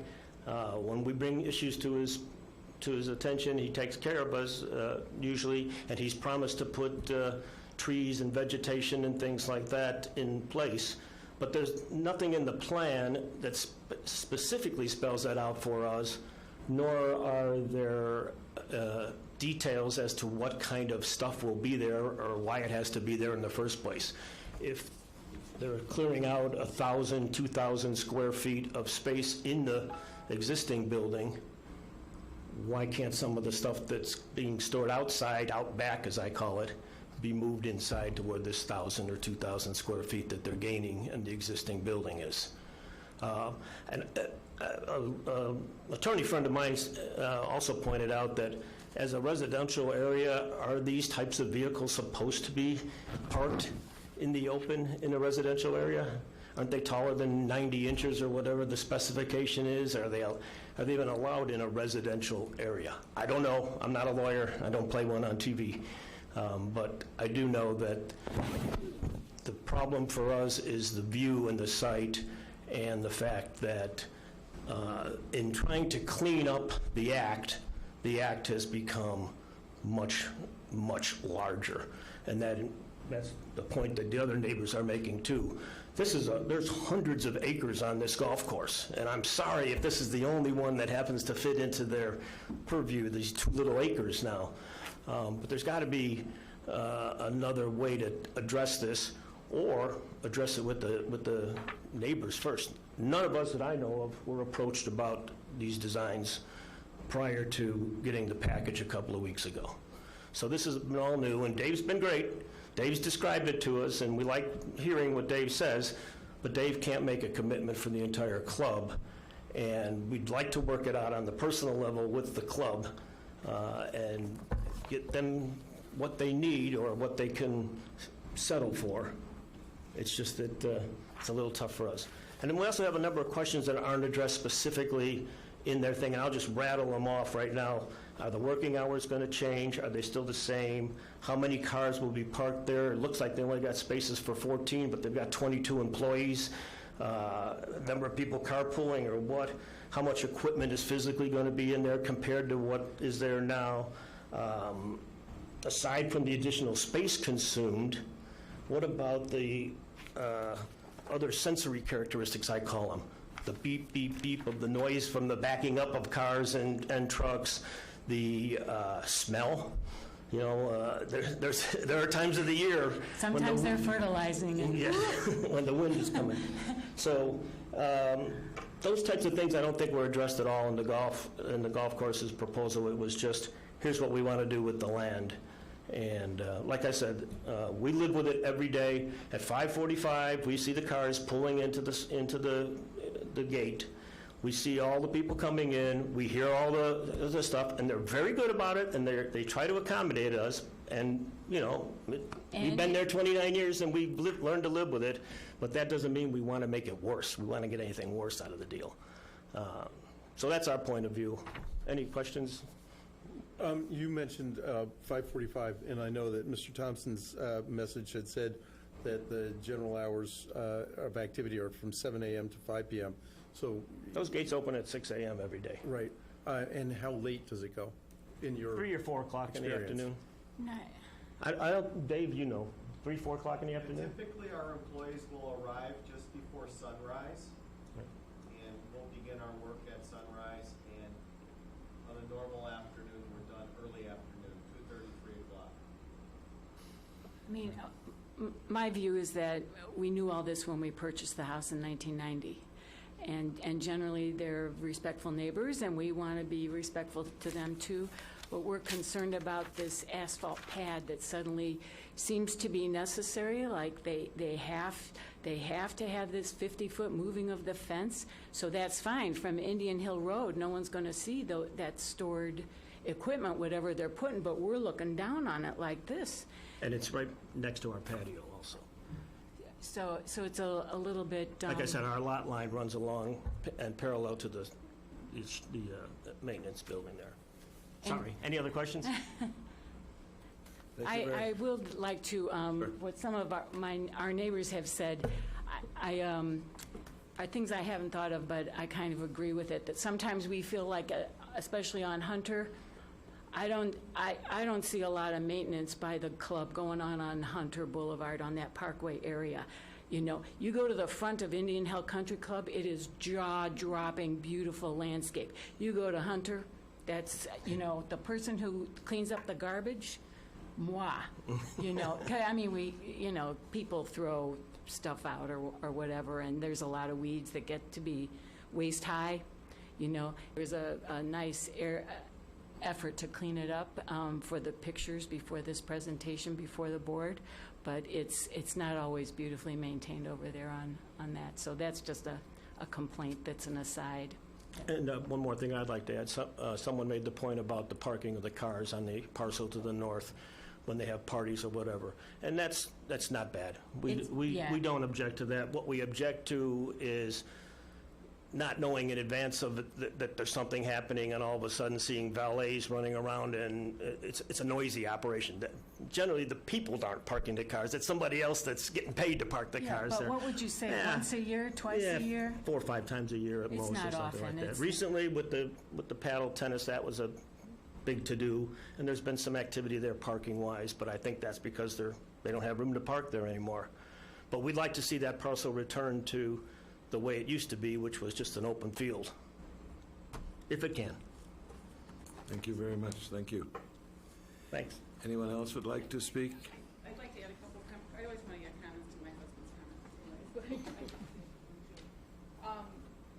As they're speaking about this... Please state your name and address, I have a please. voice. As they're speaking, I'm Debbie Thompson, 2305 Kenilworth Avenue.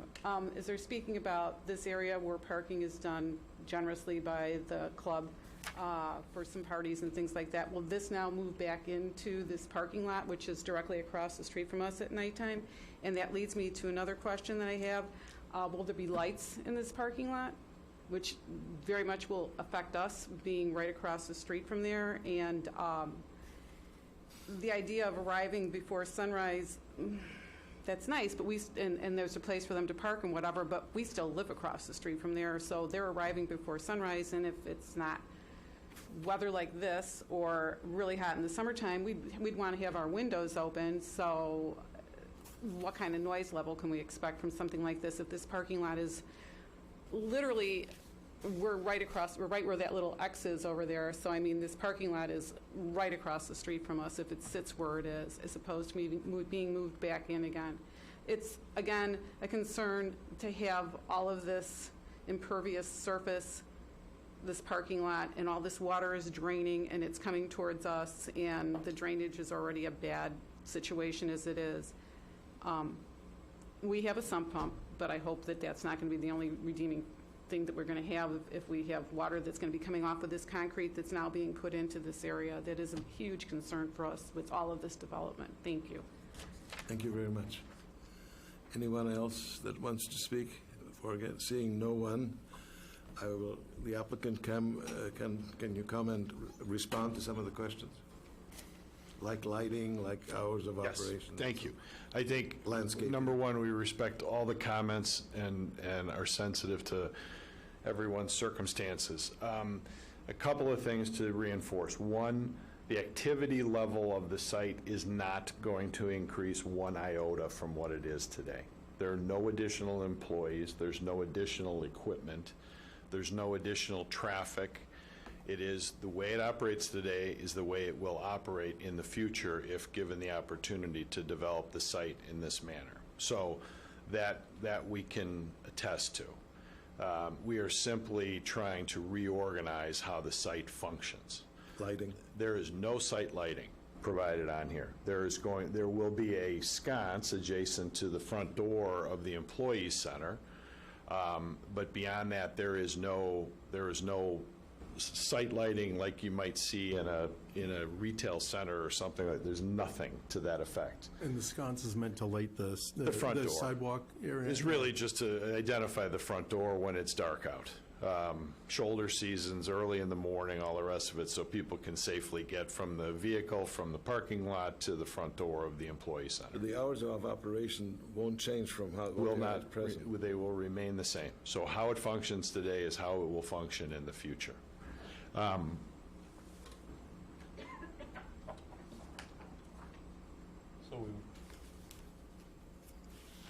here is, can't get everything on here, but here's our Kenilworth Avenue elevation. And I simply we photoshopped a series of images that I'm guessing I'm probably standing right in front of your house. And so the gate that sits right here is the emergency access. Again, no vehicular access there, and no pedestrian access either.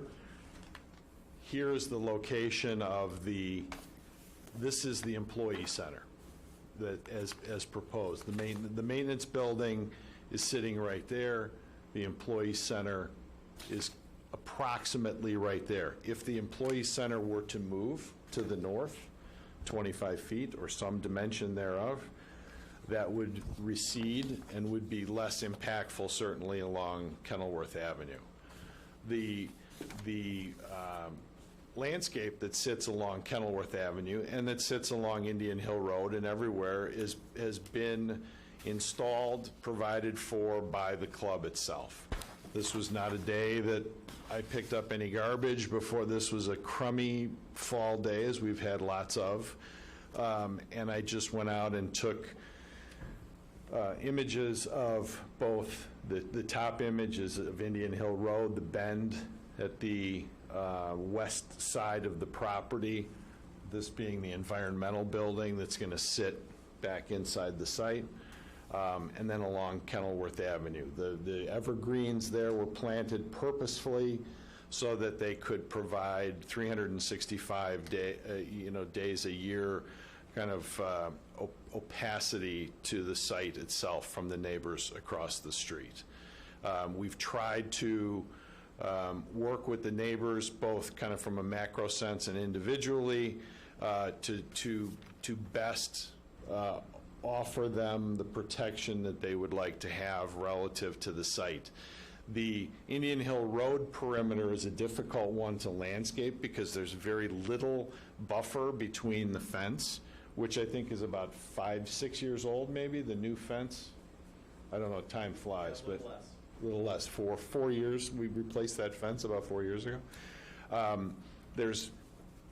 there's not the opportunity to landscape this edge as much as there is on Kenilworth Avenue, as an example, simply because of the limited space between the edge of pavement and the fence itself. There's also the concern about traffic around there. We want cars to be able to see through a corner a little bit, just so it's a safer environment.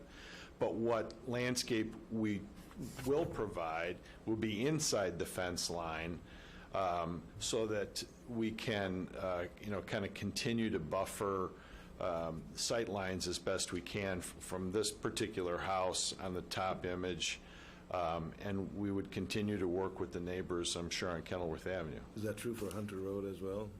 And Hunter, yeah, I don't know, I apologize, I did not take a kind of vignette of the Hunter Road elevation simply because we weren't doing anything along that edge.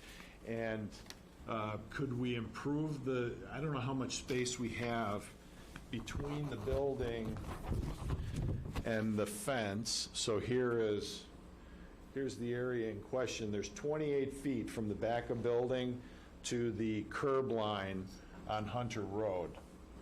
I'm sure that there can be some landscape improvements made on that buffer to the south here, to the east here, to improve that corridor as Hunter Road terminates to the north. I think one of the questions was that pad on the north side. This pad. Yeah. So the landscape in that photograph, and correct me if I'm wrong, but I think the view from that bedroom really wouldn't be impacted in that existing landscape.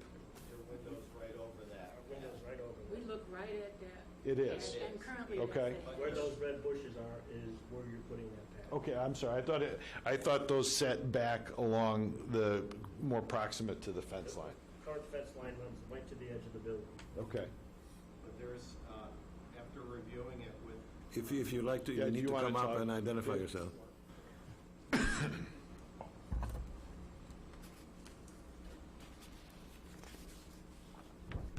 can see the end of the building. Yeah. State your name and address, please. Thank you. Yes, sir.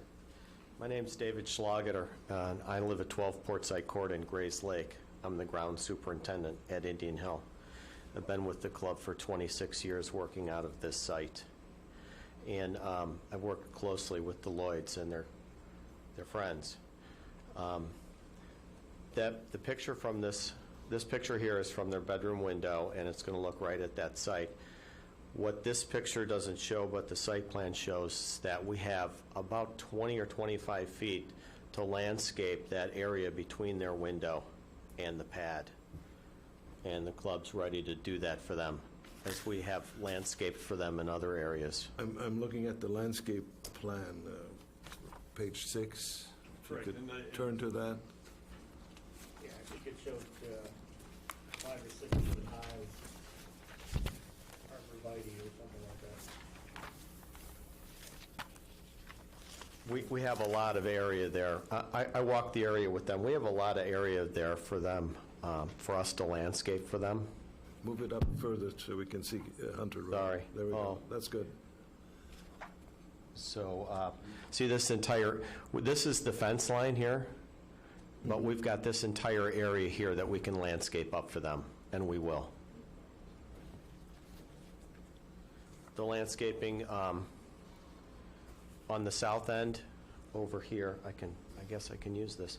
Those pine trees in Mr. Talty's pictures, we just did those in the last 3 years in response to a request from a neighbor. And as well, the arborvitaes that Mr. Talty showed over here, we did those at the same time to help a neighbor out over there. We've been responsive to everybody as far as buffering our site. So we have to put a special request in for We try to be a good neighbor, and if there's something that we can do to help you, we've Can you speak into the responded. microphone? Otherwise we can. We've responded in every case to requests for landscaping or landscape maintenance.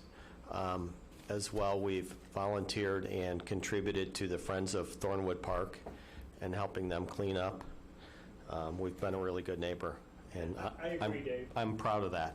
I agree, and we... No more, sorry. I would, if I just had a second, I would address this from Mr. Nelson. I would address the smell. The smell is as a result of the dumpsters that we use now. We can't clean under them because they're sitting on dirt. When they get wet, there's nothing to clean up. So we're hoping to put them on a pad so that we can clean up what the rainwater diffuses out of the dumpsters.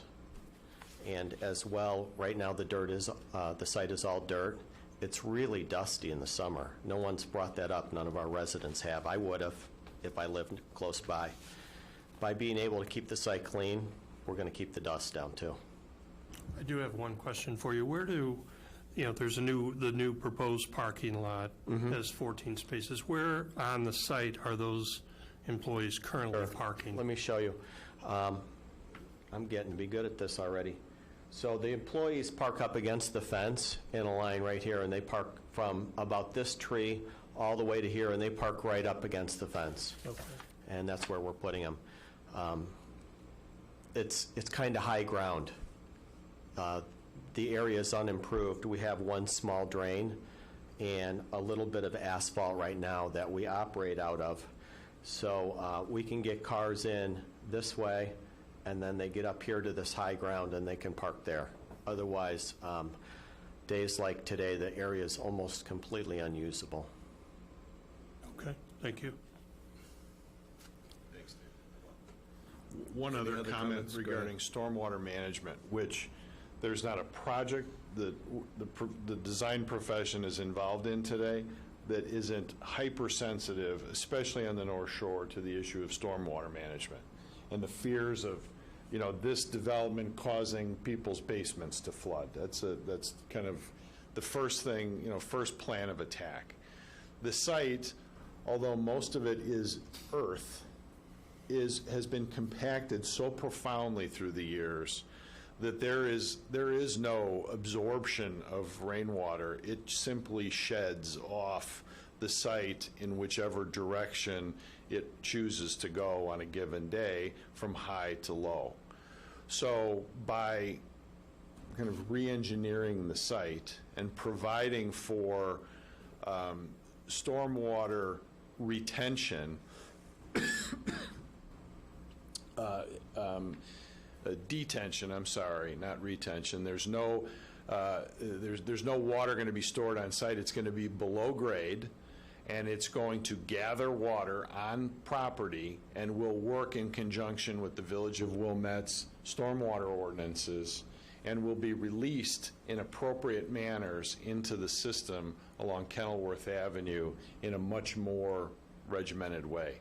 And I promise you, it's not going to cause problems to any adjacent properties. It's going to improve them, if anything. So we talked about site lighting. We talked about operations and the intensity of operations.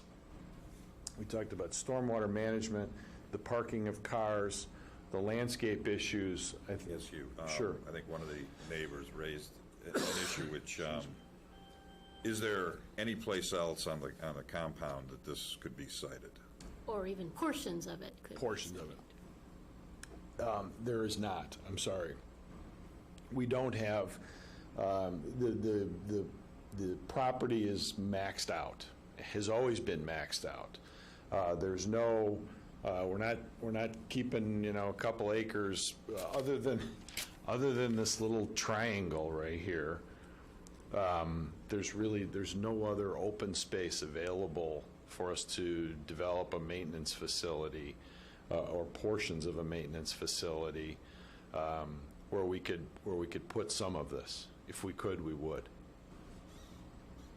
Do you own the unincorporated portion there? Yes, sir. So did you consider putting anything there or not really? At one point in time, we considered putting the employee center there, but it's not big enough. It doesn't, and we thought that at some point in time, rather than put a pesticide facility, it's not a smaller, programmatic element out there, that it's best to keep everything inside the fence where people can't see it.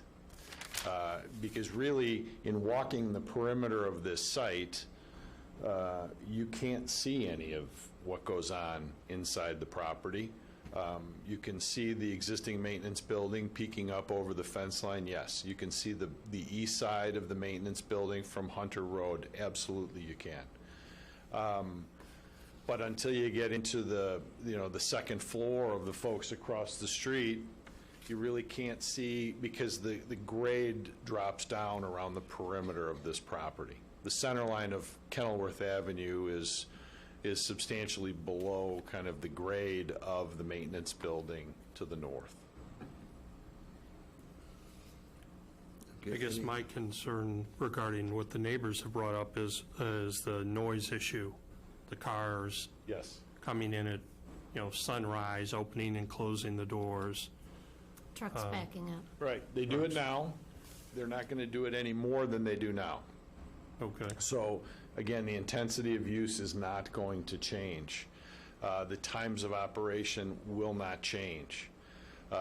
It's an active space. There's no question about it. Cars come in, as Dave said, a half hour typically before sunrise. It's early in the morning.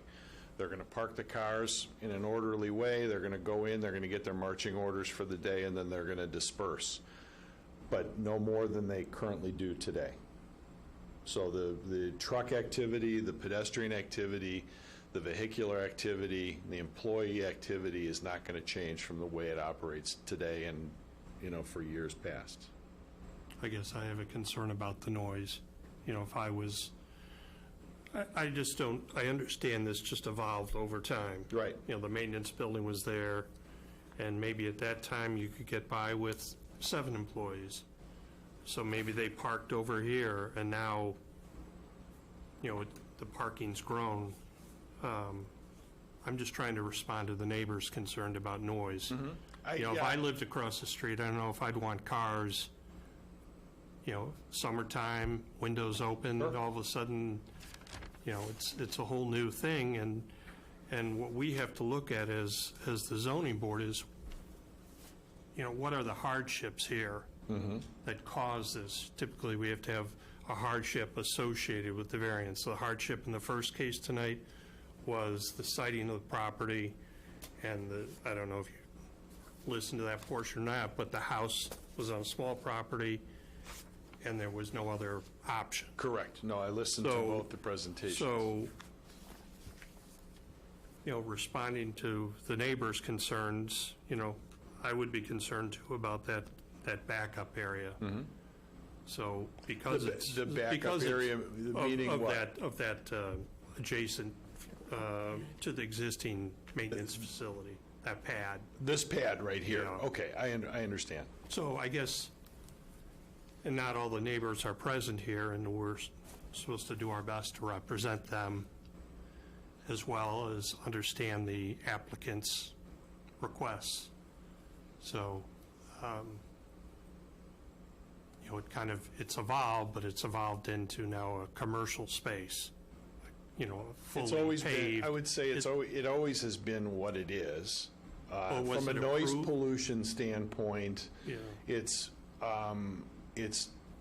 not going to be any worse than it is now. Because again, there's no more equipment, there's no more cars, there's no more employees, there's no more intensity of use at all. It's just, one consideration might be to, I know it's great and convenient in the bad weather to have the lot right next to the building, but if you're already using the unincorporated parcel, maybe some of the parking could go there and just eliminate that parking. Or make it a visitor on-site parking? Yeah, but maybe relocate it. But then I guess it's the same thing with the noise issue for the other people. So I guess I'd like to hear what the other. Yeah, we'll any more comments from you, or any questions for the applicant? No, sir. No, we've finished with testimony from the neighbors. We've finished now. You have no more comments. We'll close testimony. Thank you. I have a question before we. Sorry. So, I guess the question is, are we going to be looking at what we have, or are we going to be looking at this with moving everything 25 feet? Well, that's for the discussion. Well, no, because, I mean, Well, We're willing to move the buildings 25 feet to the north. But again, for clarity's sake, we're willing to move this all 25 feet in that direction to provide a greater buffer along so Kenilworth Avenue. Lisa, what would we have to do to amend? But not the parking lot. But the parking lot, leave the parking lot alone. And why wouldn't you shift that a little too? Is there a reason? Because my Just fear saying. is that as this all Oh, you wouldn't keep the rest as the same configuration? Correct. You reconfigure it? Okay. Correct. I I understand didn't that. understand that at all. I thought you were moving everything as a block 25 feet north. We're Moving moving all of the structures. the structures, As leaving the well parking as the lot. paved We're area. leaving, yes. And the- Everything shifts Yes, 25 feet. but And the parking lot for the employees stays put. correct. And The why par- would you not move the parking lot? Yeah, The that's, parking lot is conforming in its current condition.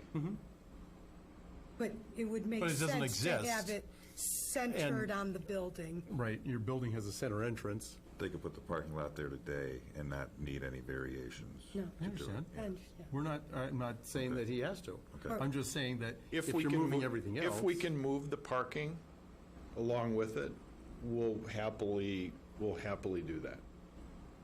I think that would go some way to helping the neighbors to accept it.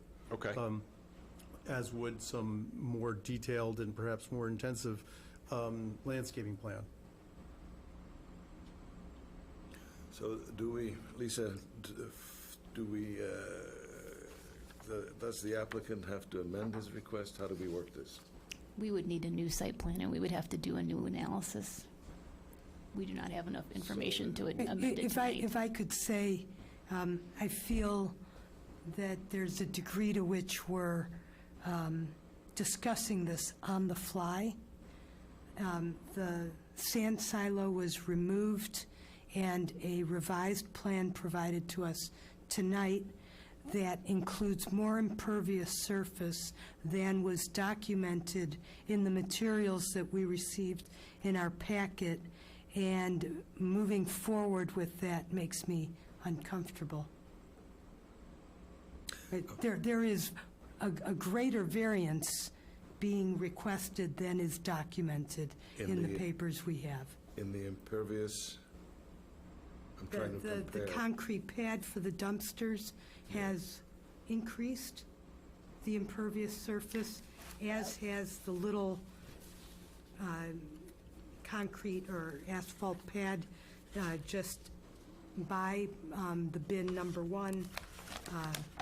And to that point, the impervious surface to the south, along the south property line, will be improved based upon what we're doing. I'm just saying that the packet we received for this evening's meeting does not reflect the changes made to the plans that we received just this evening. Understood.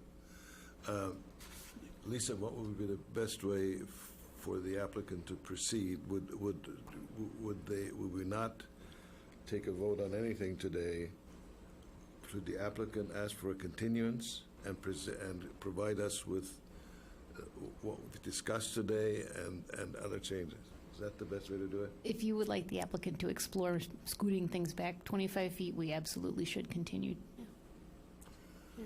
And I would say, I can see you're very responsive to your neighbors when they contact you. It sounds like you're a great neighbor, but maybe you could benefit from maybe a meeting with some of these other neighbors that haven't been in communication with you. Because when you talk about shifting everything north, people on Kenilworth are happy. I don't know if the resident, at this corner, they, commented, well, you're just putting more in our view then. So, I think that does need to be vetted and, fully thought out on your end and on the residents' end. Understood. Could I also say, I realize that it sounds like we might be moving towards a continuance, but I also want to say that I'm concerned with the height of both the employee center and the environmental center. You showed the landscaping on the edge and then had a conceptual view of what the roof line on those buildings looks like. And those are tall buildings. And I have not heard a thing today that justifies the height of the employee center or the height of the environmental center exceeding the code. And you jumped immediately to a flat roof, and personally, that feels a little bit like a scare tactic. No, I'm not trying to scare anyone. It can be a sloped roof and conform to the 15-foot height that the code asks of you. We can explore a very shallow pitched roof. There's no question about it. There was a thought that this was more analogous to what a residential roof form would be versus a more industrial, roof form would be. Yeah, So I mean, that I was the think part of purpose our- of a steeper. Part of the analysis is, let's say they decided to sell this off and somebody built houses, you'd have roof lines that you'd be looking at, and they're mirroring that are My kids would play 40 with their feet. kids 'cause residential I was roof right lines. across Yeah, the they're street 40 from them. feet tall. That's a completely different situation. Well, I don't view it as that different. I do.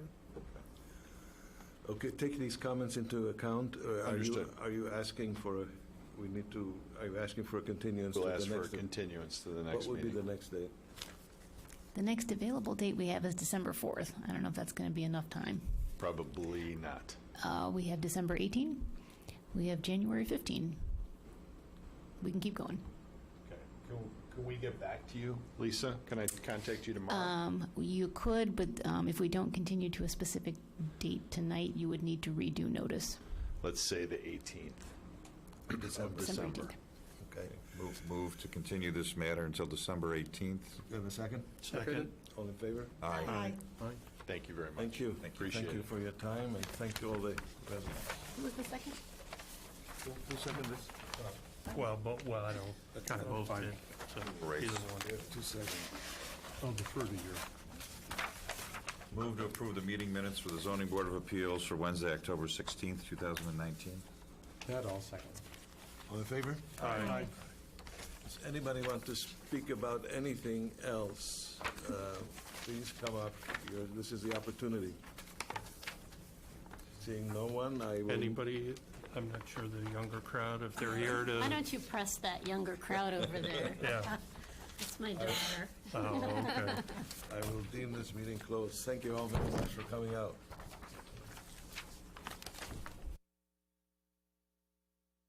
Total Info, dailies.